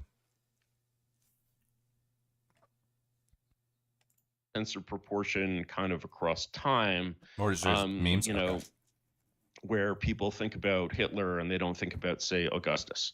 The kind of monarch we're going to get through your system, then, obviously, it's not a single family. You're ditching the hereditary element of monarchy. Yes. So we're skipping ahead a little bit, because let me just mention two other things. One of the things that people forget about the dictators and the despots of the last 250 years is that by definition, all of these dictators and despots are in a very, very strange state where they're in a war against democracy. Okay. And democracy is coming to kill them whether they want to tangle with it or not. And so they sort of develop, there's a bunch of kinds of pathologies which you see across all of these states, including like Franco's Spain. You see it in Tsarist Russia in the 19th century, which is hated by all sort of the democratic countries. You know what I'm getting from this guy? I'm getting like a fucking What If Alt Hist vibe from this guy. You guys know What If Alt Hist? Rudyard, whatever his name is? I'm getting that kind of vibe from this guy. Where basically the intellectuals kind of pull away from the ruling monarchy and basically get attracted to London or New York or Washington. And they become like, all the intellectuals by the time of the Russian Revolution, all the word intelligentsia comes from Russia. They're basically sort of drawn away to this new force. And so these regimes find themselves not in the sort of condition of a unified nation that, say, Elizabeth I had, where the court is actually, in a way, the center of intellectual life, even in Elizabethan England, to this situation where the regime kind of intellectually dries up and is opposed by this kind of new force. And that's one of the reasons why we intellectuals find these regimes so awful and we focus on them so much. But let me fast forward to basically, the case for monarchy now that I've kind of cleared up or at least addressed some of the cases against it. So one of the things you'll notice in the real world that you live in is that government is important. One of the other things you'll notice is that almost everything in your world that works was made by a monarchy. So we're using computers here. Your computer was built by a corporation that is run by a CEO who basically has absolute but accountable control over the operations of that company. So Steve Jobs, in a way, is very similar in some ways to Napoleon, but he's sort of working at a kind of different level of sort of virtualization, you might say. I think if you spoke to a lot of CEOs, they would feel that their power was surprisingly limited. They've got a board that keeps them in check. They've got departments that refuse to do what they're told. And actually, maybe the difference between a president in the White House and a CEO in a big company isn't so different after all. And that it depends it depends on how sort of infected your companies are by the spirit of government. And in Europe especially, you have, this is frankly one reason I've been a CEO and I've competed against European companies. I've also worked for a company that was headquartered in Europe. And sort of this sense of... It basically is him, except lucky enough to get a large enough of a following, capital support behind him. Okay, yeah. Gotcha. Dynamism that you have in the best Silicon Valley companies where Elon Musk can come in and fire an entire department before lunch becomes absent in these companies, and the jobs in them become much more like government jobs. And you'll see that ossification in bigger, older companies like IBM as well. You'll see certain kinds of, it's true that if you're the CEO of IBM, you're really kind of more presiding over IBM, or the CEO of ExxonMobil was put in, Rex Tillerson went from being presiding over, in a stately and dignified way, ExxonMobil to presiding over the State Department, where he did basically nothing, right? And because of course he could do nothing. And so in that case, maybe Elon Musk is more the kind of exception than the rule. He's the unusual case who still exerts that kind of power. I would say, both the exception and the ideal. And one of the things about being from Silicon Valley startup culture is that this is really not done here. This is two things. One is this is considered a real poison in this environment. Two is that even the environment, a sense of proportion needs to always be had. So even, yes, is the yes minister effect visible in IBM? Yes, it is.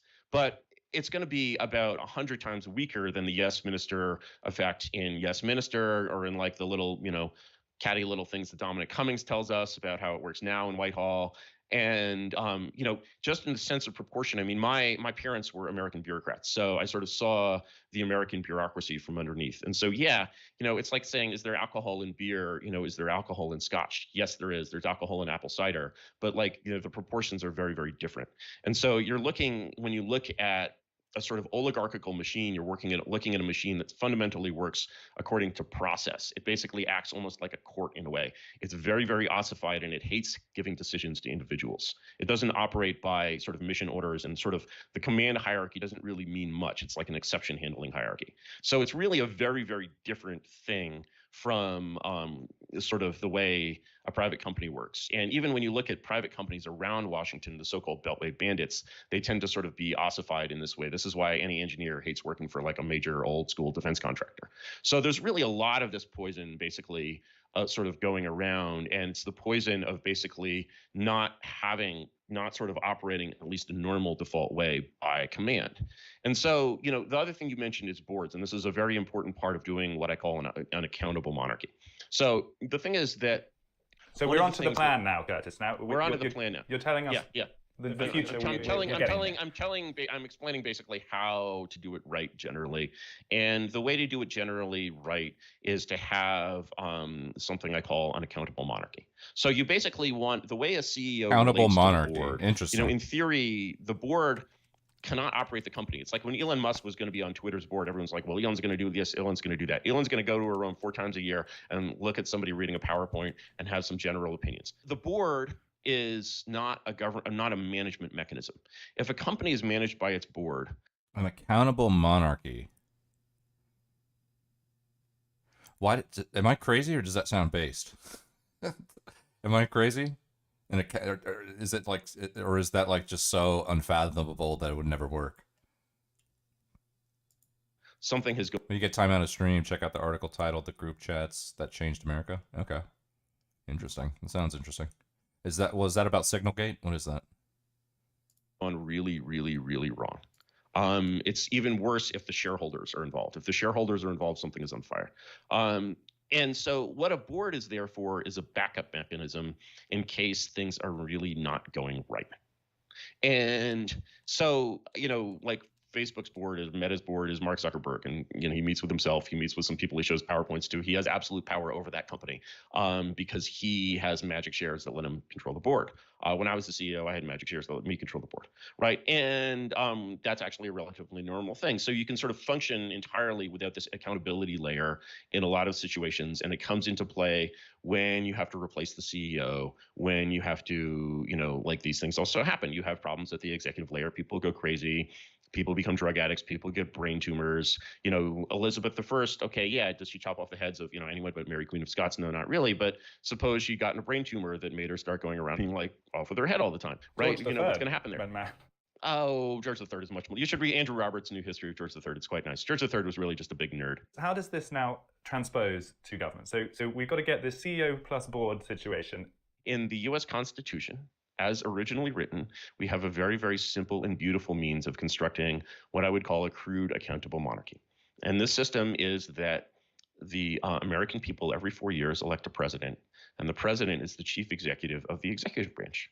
Now, people have simply forgotten 2 things. One, they've forgotten the sort of reasons that caused this Constitution to be written the way it was, which was that the very, very anarchic democracy of the Articles of Confederation period was not working at all. And secondly, that it was a sort of ersatz monarchy intended to fit basically George Washington and Alexander Hamilton as a kind of, co-founding duo. And third, that the literal words of the Constitution say that the president is the chief executive of the executive branch, that they have, in other words, the power of Elon Musk, who is the chief executive of Tesla. And this Constitution has been systematically perverted to basically, if there's a fun experiment you can try. You can go to DC and talk to anyone on the Hill or anyone involved in the process and just tell them, we don't actually have an executive branch. We have a legislative branch. And they'll agree with you because obviously the agencies are managed by Congress. They don't come and testify in the White House. They testify before Congress. DC would actually work probably better without the White House. It's actually Elizabeth II. And so this is what Americans didn't realize when they elected Trump. They didn't realize they were electing Elizabeth II. And so when you read the literal letter of the Constitution, there's nothing that says this. It's just like, oh, yeah, this is the way we've always done it. Like, well, Congress is like in the Constitution. Congress is in the Constitution, So what do but you mean? The Constitution identifies the three branches of government as co-equal. It does not say which gets to supervise the other, and it is certainly a blatant, the founders expected Congress to be passing the laws, not to be micromanaging the executive branch. The omnibus bills it passed look nothing like laws. But if you're saying there are three branches of government that are equal, that doesn't sound a lot like a monarchy. It sounds like something carefully designed to not be a monarchy. Right. No, what it means that they're equal is simply that they're not in control of each other. And so what it means that basically the Supreme Court and the Congress are not. Notice generally the countries that are on monarchical rule are healthier, like compare East Germany and West Germany, healthier society despite not being communist rule, which is supposed to be far left. I don't know.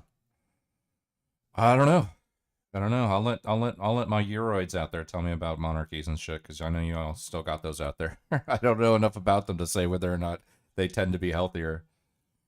The idea of an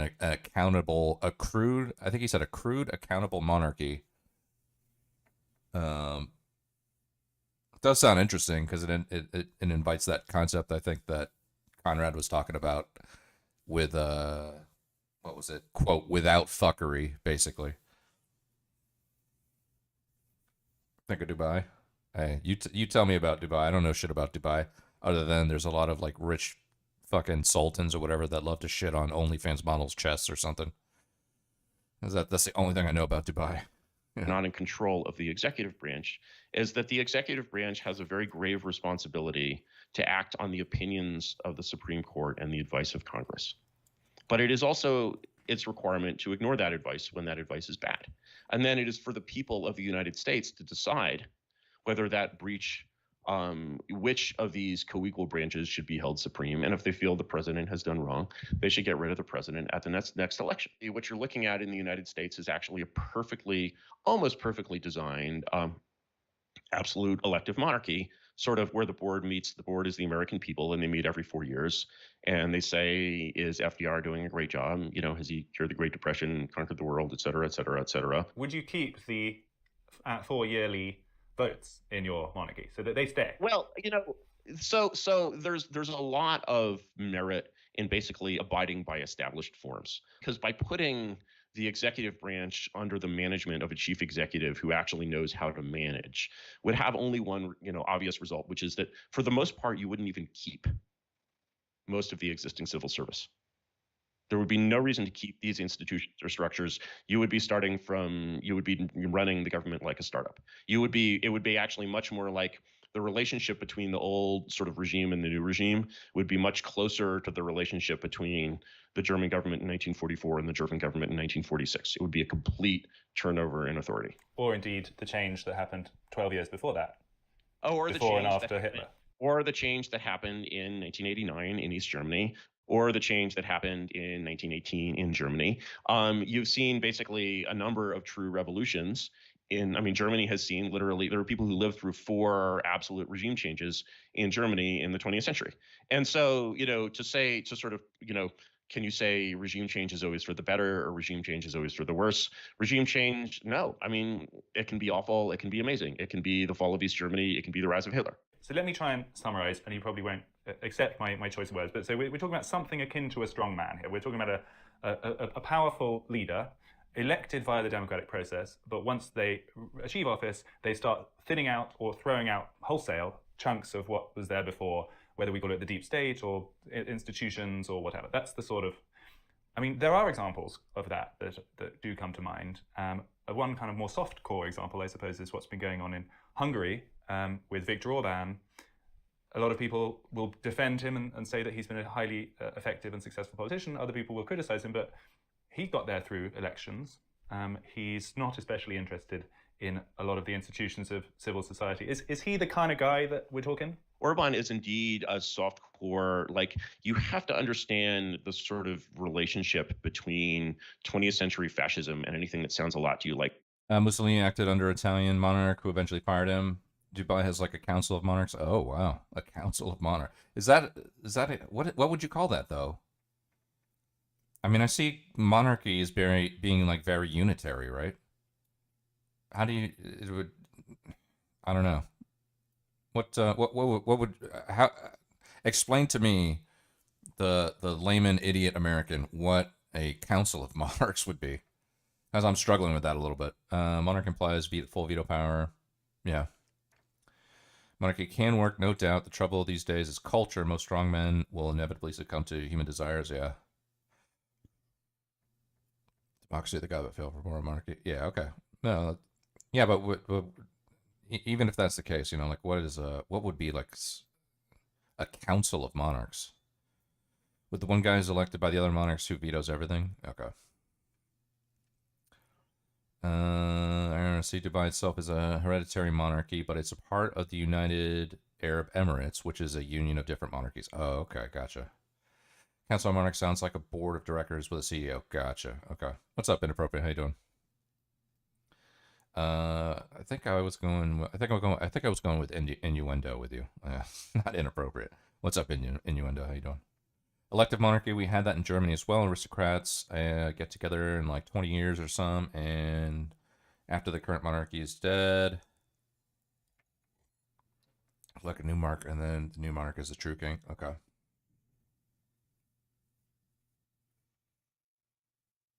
Hereditary monarchy makes sense as your mission is instilled in you. It's not really clear what the difference between elective monarchy and a presidency is. Oh, okay. Interesting. So, but he was talking about this idea of like a crude, accountable, or essentially an accountable monarchy. Do you guys see a world where, you know, an accountable monarchy sounds like a viable way, a viable path? Elected monarchies are kind of common, like the Great Khan was elected. Okay. Guess maybe positions called elected monarchies are often elected for life. All right. Oh, accountability being election. Okay, gotcha. Yeah. But that's it. That's the only context to which accountability applies here, right? The rest of it's without fuckery, basically. Like 20th century fascism. And the reason Orban sounds a lot, sort of seems to rhyme in some ways with 20th century fascism, even with sort of the best of those leaders like Metaxas in Greece or Salazar in Portugal, people who people don't think too much about, because just the amount of like bad shit that went on in those countries under those leaders was very, very low.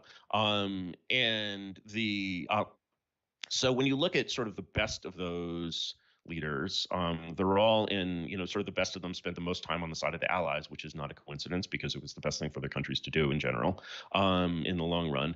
And even the ones who don't, like, Salazar is kind of very ostentatiously neutral, for example, even though his regime is exactly the same form of the regime of Hitler, right? Or of Mussolini. He's basically like, those dictators don't really collaborate very well, which is, even Germany and Japan do not collaborate well, which is an interesting thing to note about them. But this is Orban. You're telling us about this Orban. Is Orban. So if you look at Orban, he has the same basic problem as all of these regimes, which is that he's in conflict with a higher power that he's not going to defeat.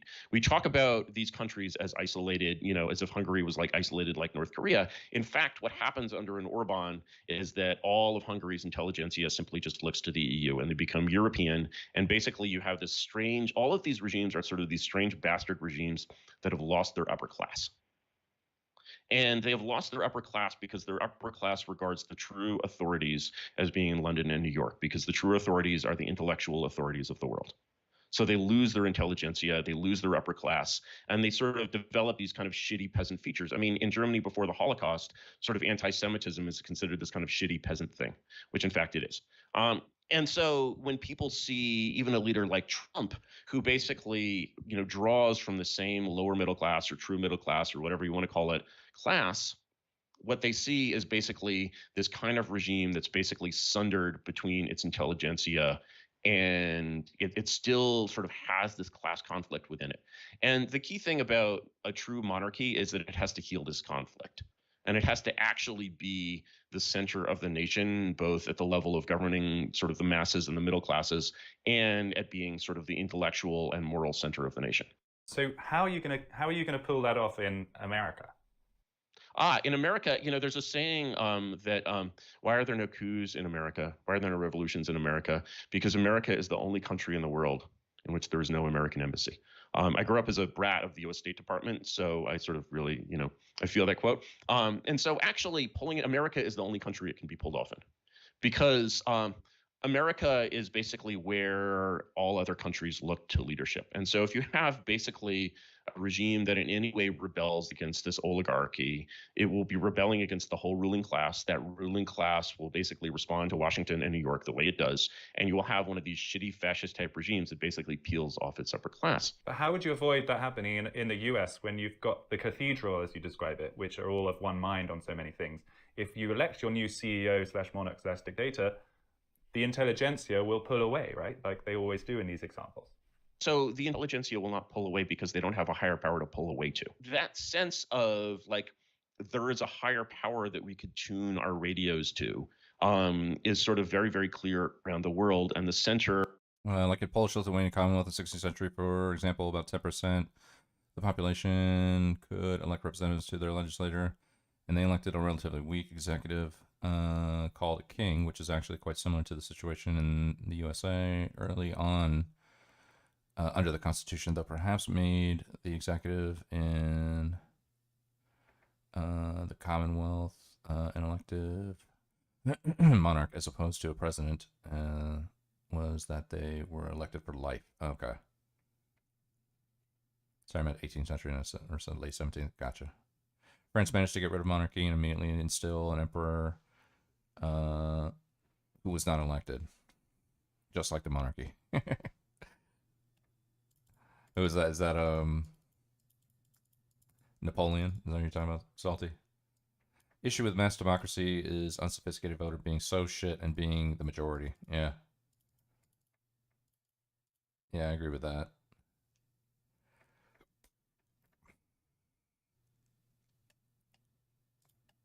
Of that sort of, the main antenna of that power station is located in America. So your argument is that because it would happen within America, they wouldn't peel away to London or Paris or Singapore. They would stay. They would peel away to whoever was in power, whoever was in power in America. Maybe a better example then, maybe if I can throw another one at you, it might be Putin's Russia at the moment, because we are literally seeing the oligarchs coming back to Moscow at the moment because there is no welcoming external power, perhaps other than China. So is Putin's Russia closer to the ideal in your worldview? The intelligentsia in Putin's Russia are still overwhelmingly westernized. They're overwhelmingly pussy riot-ized. There are definitely plenty of smart Russians who do not basically follow the Anglo-American antenna, but they're really in the minority. When you look at Russia, Russia is a regime that has suffered the same sort of disease that leads it in the direction of fascism, which is simply that it's lost its intelligentsia. And if you're looking for one difference between the regime of Elizabeth I and the regime of Putin or whatever fascist despot, the question of, has it lost its intelligentsia is the biggest one, because Elizabeth I's regime definitely had not. And Putin's regime, Orban's regime, et cetera, definitely have. Hitler's regime definitely had. The thing is that he was at war against the entire world and he was defeated by the entire world. And so, we saw the worst sort of it was very clear to the most basic observers of Hitler from the 30s on in Germany and outside Germany that the regime was capable of the most outrageous criminality. And so it was also put in a situation where that criminality was most likely to come out. But the thing that's confusing me here, Curtis, is that you're against the intelligentsia, it sounds to me. This is the cathedral, the kind of homogenous left liberal New York Times view is what you rail against in your blogs. So presumably you'd be happy for them to leave. No, not at all. I want to cure them. They're my people. My father was a philosophy professor who later worked as a foreign service officer. These are the people that I grew up with. I don't want to, cure them. I don't want to hurt them. I want to free them, basically. And when you look at these institutions, they're composed of, my fiance is a journalist. When you look at these institutions, they're composed of very, very good people. And what you see very, very quickly is that the cause of, it's like people outside, people from this kind of fascist, populist, democratic world look at this and they're all pedophiles, because sort of the only way that they can explain kind of the bad work that these structures do and the bad state in which they leave the country is to say that they're all evil. On the contrary, they're, as individuals, they're neither evil nor incompetent. Anyone who's dealt with civil servants and journalists, sometimes their heads are a little bit swelled. That's true of anyone who matters, really. But when you look at these people, they're not bad people. The problem is the structures. And so what you're trying to do is destroy the structures and keep the people. The more you talk about it, the less totally revolutionary it sounds, because if we're keeping it in the American context, we're going to keep the intelligentsia. We're just going to tweak or destroy the structures they work for, but we're going to keep them as the powerful people. And in fact, this CEO monarch leader would probably then come from their ranks, probably, if they're going to be so loyal to him or her. Collective loyalty is a less power sort of loyalty to the collective is something we kind of all believe in, or loyalty to people like us is sort of something we all believe in kind of in the 20th century. In a way, it's sort of treated as not a good force. It's actually not a good force. One of the things that you see is that these sorts of diffuse loyalties are easily overcome by a functional kind of command hierarchy, such as is found in any corporation that gets shit done, in any like system. You're directing a movie, that's a monarchy with a command hierarchy. And the command hierarchy, of course, in the military, the police, they have a command hierarchy. And the command hierarchy comes with basically a culture of loyalty that like blows all these other collective loyalties away. So you look at, say, a police department in the US, it will be populated by white officers, Asian officers, black officers, whatever. Basically, they all stick together. They all kind of bleed blue, for example. So, these kinds of racial loyalties, which are loyalties we take very seriously in this country, are easily overcome. Sounds also like it could be. It sounds a bit like a military coup in that case. You could almost this person could be drawn from the military. Well, yeah, the military kind of is good at these things in some ways and kind of sucks at them in other ways. I think that just my bias is if you're restaffing some kind of new executive administration, you're going to use a lot of Silicon Valley people. I mean, because basically these are people that are used to organizing in very, very efficient structures like this. It's like one of the things that really tells you this is, when you saw Silicon Valley come in and fix, remember Obama's healthcare sign-up site where they tried to do it the DC way and it cost hundreds of millions of dollars and took years and didn't work. And then some guys from Silicon Valley came in and fixed it in a couple of weeks, basically. That's sort of an indication of the level of disparity in organizational competence. There's 30,000 Googlers, 50,000 Googlers. I don't know how many, suppose you just shut down Google and we all use Bing and those people come and take over, Washington, right? I mean the strange thing is though, it feels like we're kind of close to this. It's not such an outlandish suggestion. A lot of people feel like we are already in a situation where Silicon Valley is a de facto monarch that's literally deciding the rules of our society. Yes, and but the thing is, they sort of feel that way because they're pressing against it, and they're pressing. The real question is sort of how much kind of power does this world or whatever this emerging culture is, how much power does it deserve to have over Washington D.C.? Napoleon had this great line where he said that every government is safe in which the most competent people are in power. So far in the last few years, the people in charge of Washington, let's see, virology has given us COVID-19. Arguably, if you believe the lab leak hypothesis, which you do, the State Department is trying to start World War III.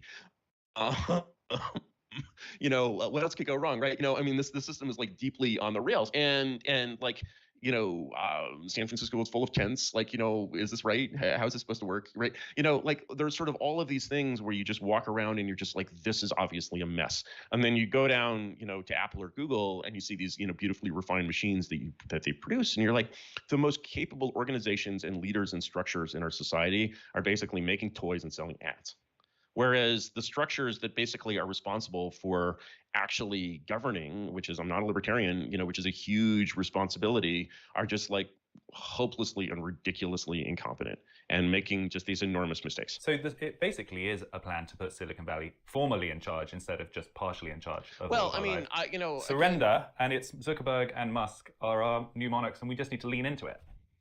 Well, if you look at what happened in 1933, right, you're basically seeing something relatively close to that with the kind of, and you sort of preview of that with Woodrow Wilson. You basically saw this kind of different culture, like the idea that like professors would be setting government policy was ridiculous 100 years ago, or 120 years ago it was ridiculous. 100 years ago it was a novelty. By the 30s it had become an established fact, and now no one questions it, right? And so, the sense in which, to say sort of putting Silicon Valley in charge is sort of implying that, no, actually, I don't think anyone who did this would ever go back.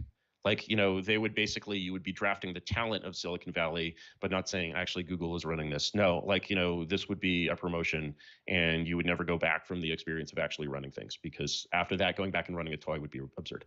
I mean, the country I now need to ask you about, because there is a country in the world which has done something a little bit like this, and that is China. which actually you have written quite favorably about. Yeah. China so is tell like us so. What's so great about China is still China also has this problem of having peeled off its intelligentsia, sort of less so. It's a very different sort of kind of country. It certainly works way better than Putin's Russia. There are many ways in which basically China looks at the United States as a third world country, and they come to Europe or the U.S. And as one Chinese guy said to me, he's like, "Wow, I was like, what is? I thought, am I in Manila, right? You know?" And the sense of like China is working, and obviously everything you own is made in China. It's like, you know, people talk about monarchy. If you have anything that says made in China, it was made in a monarchy by a monarchy because it was made by a capitalist corporation in China. And, you know, all these weird no-brand products that you order on Amazon because they're so cheap and they work well, even though what is a kazunk, right? You know, those are made in a monarchy by a monarchy. And so China works very well in some ways, but it's also kind of a shit show in other ways. And the shit show is, again, among the things that matter to the intelligentsia like us.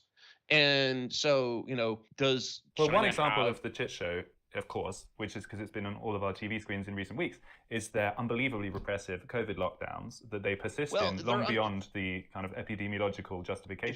If you talk to Chinese what is your people response about, to that? Because if you talk to... I saw an excellent response to that from China, which was basically that from the perspective of most people in China, what happened in Shanghai is that Shanghai was sort of overly westernized in their COVID policy. And rather than doing a short, sharp lockdown when they got 20 cases, which is the way the rest of China would do it, they're like, oh, we can't do this. And so they basically delayed until they had 20,000 cases, at which point it became a much harder problem to solve exponentially. So are you doubling down on this China COVID stuff? I'm doubling down on this China. You've received a lot of critique for this, that you're in favor of their zero people in COVID. China. You're still there. People in China, like for the last 2 years, have looked at people in the West as like, holy shit, like they're walking around with these stupid masks. They're going on the airplane with this bullshit. Like, you know, how China has actually lived this completely free life for the last 2 years. Wow, we've been like dealing with our fucking vaccine cards and all this garbage, right? I think that's not true. I don't essentially, think that's not true. They're checking in with QR codes all over the place. They're having a huge degree of surveillance, physical and digital, and their life is not at all free. And none of that affects them in anything like the way wearing a mask on an airplane does. None of them basically says they can't go out and see their friends. They can't go to parties. They can't go to concerts. They can't have a social life. Like a lot of people's lives literally ended because they couldn't have a social life in the Western world, right? And basically that was because we had this ridiculous sort of, you know, strategy that the oligarchy that created this thing, yes, it was created in China, but it was created in China by like on a Western science project.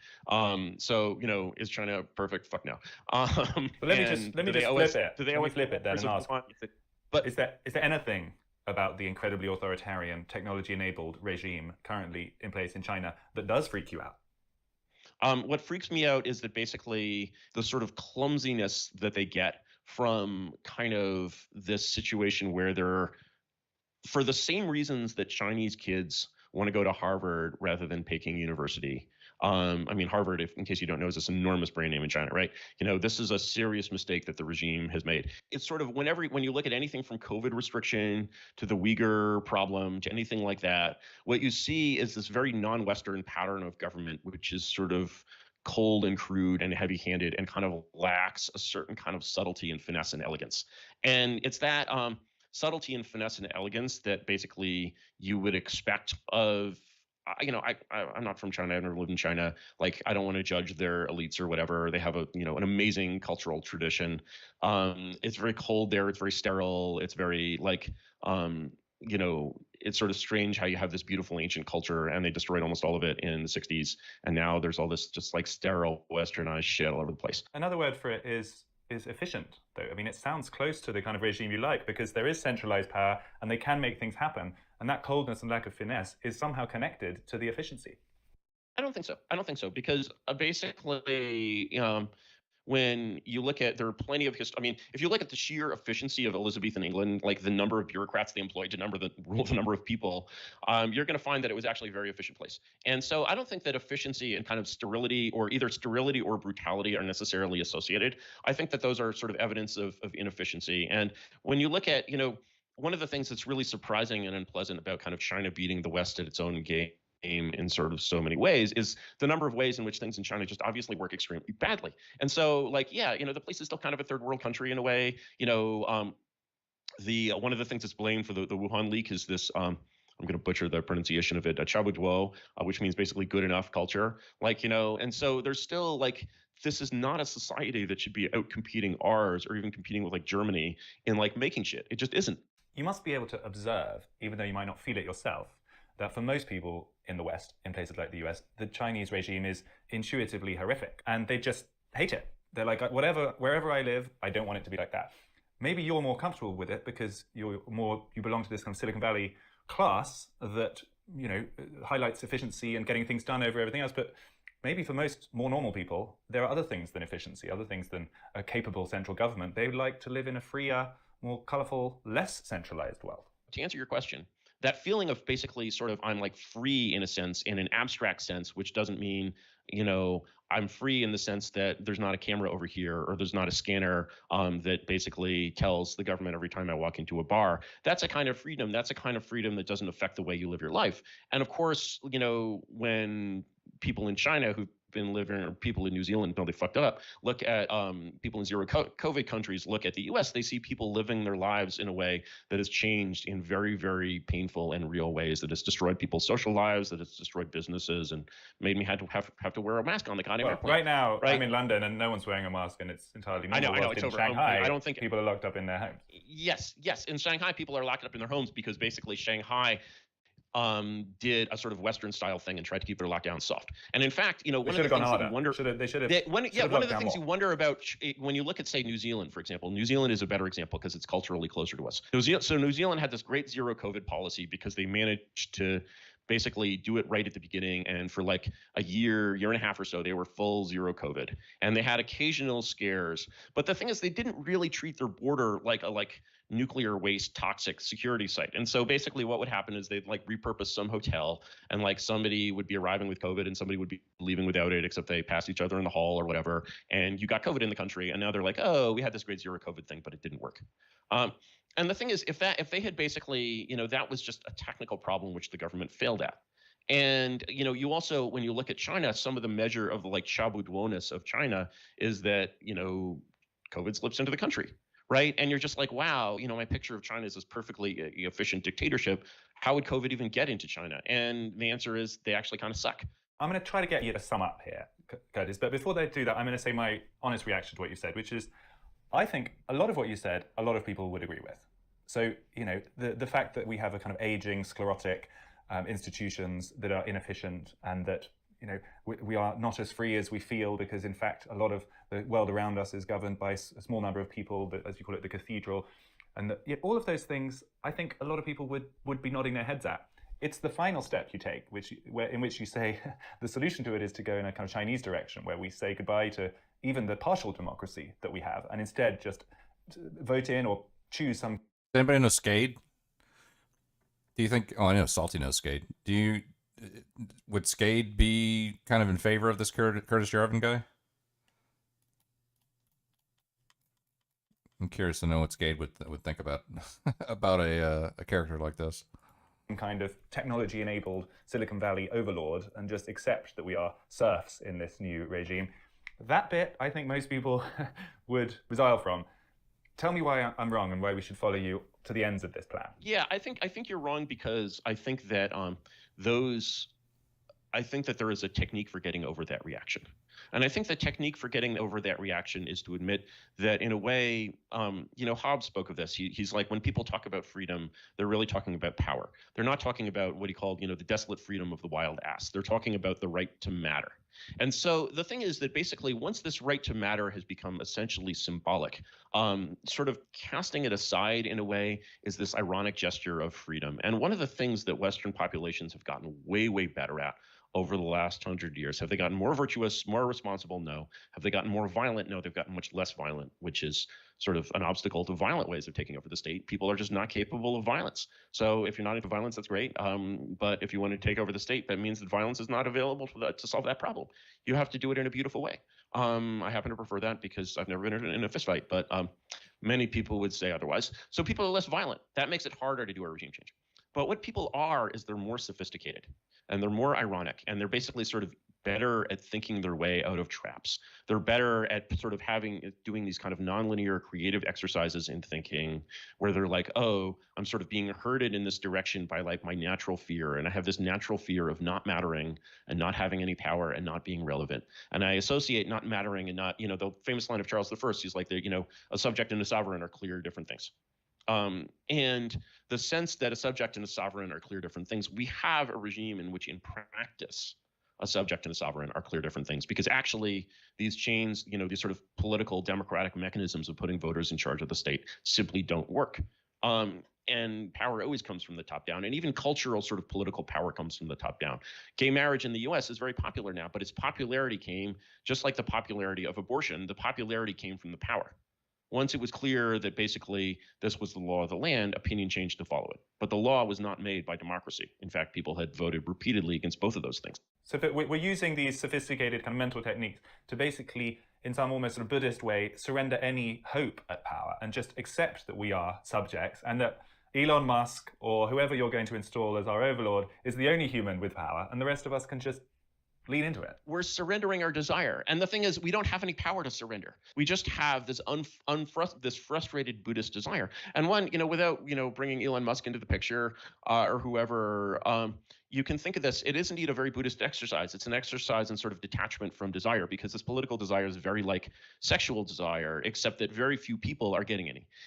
Most people have this sort of weird paraphilic kind of fan-based relationship to politics. So, they sort of feel that it's like sort of pornographic, that it's delivering kind of the appearance of reality without any sort of deep meaning, but they sort of can't stay away from it.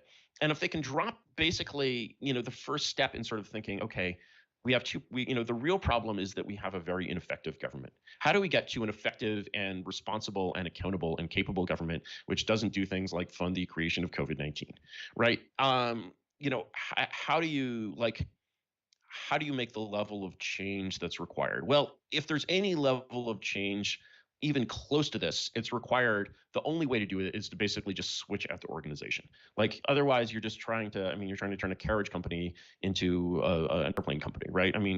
Just start a new airplane company, right? That's sort of how bad the performance of this regime is, and sort of everyone can feel it. And with it, you're going to change the model. So we're moving from an oligarchy pretending to be a democracy to a monarchy that is a monarchy. Which admits ideally that it's a monarchy. Like the Electoral College, for example, which never worked, was designed to be a kind of board of directors, right? They sort of had all the pieces of that structure in place. It just didn't really come out right. And so actually this is very much in alignment with the intent of the founders. Let's leave it on that patriotic note then, Curtis. So actually what you're advocating is to rediscover the desire of the founding fathers. To rediscover the American form of government. And you could certainly say that in a sense, because it empowers the people, this monarchy is the true democracy. Curtis Yarvin, thank you very much. All right. Thank you so much, Freddie. That was great. That was Curtis Yarvin, a now celebrity thinker and political philosopher, I suppose we should call him, formerly a computer programmer, described sometimes as being a neo-reactionary or part of the new right, sometimes the deep right, which I believe is the phrase he prefers. The deep right. Holy shit, that's a fucking phrase right there. The deep right. I like it. By the way, I was trying to get to the bottom there of what he really believes, and some of the things he said I thought were entirely sensible and most people would agree with, and then some of them I felt very strongly like I disagreed with. I'm sure you probably had a similar experience, but it was stimulating and really fun to have him on. So thanks to Curtis, and thanks to you for tuning in. This was Unheard. Okay. Well, that was interesting.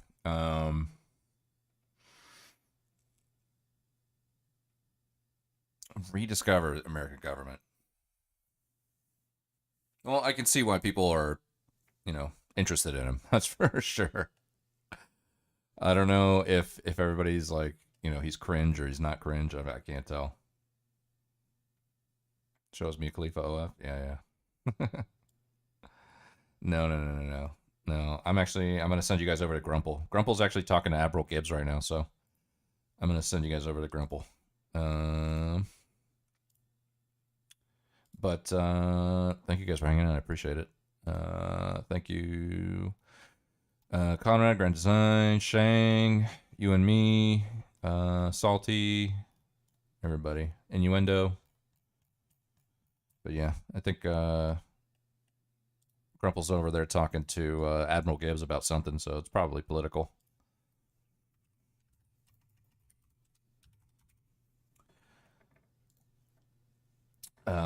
So yeah, but I'll be on later. Florida Panthers aren't playing for another couple days, so I'll be around. I will be around. So yeah, I'll see you later. Peace.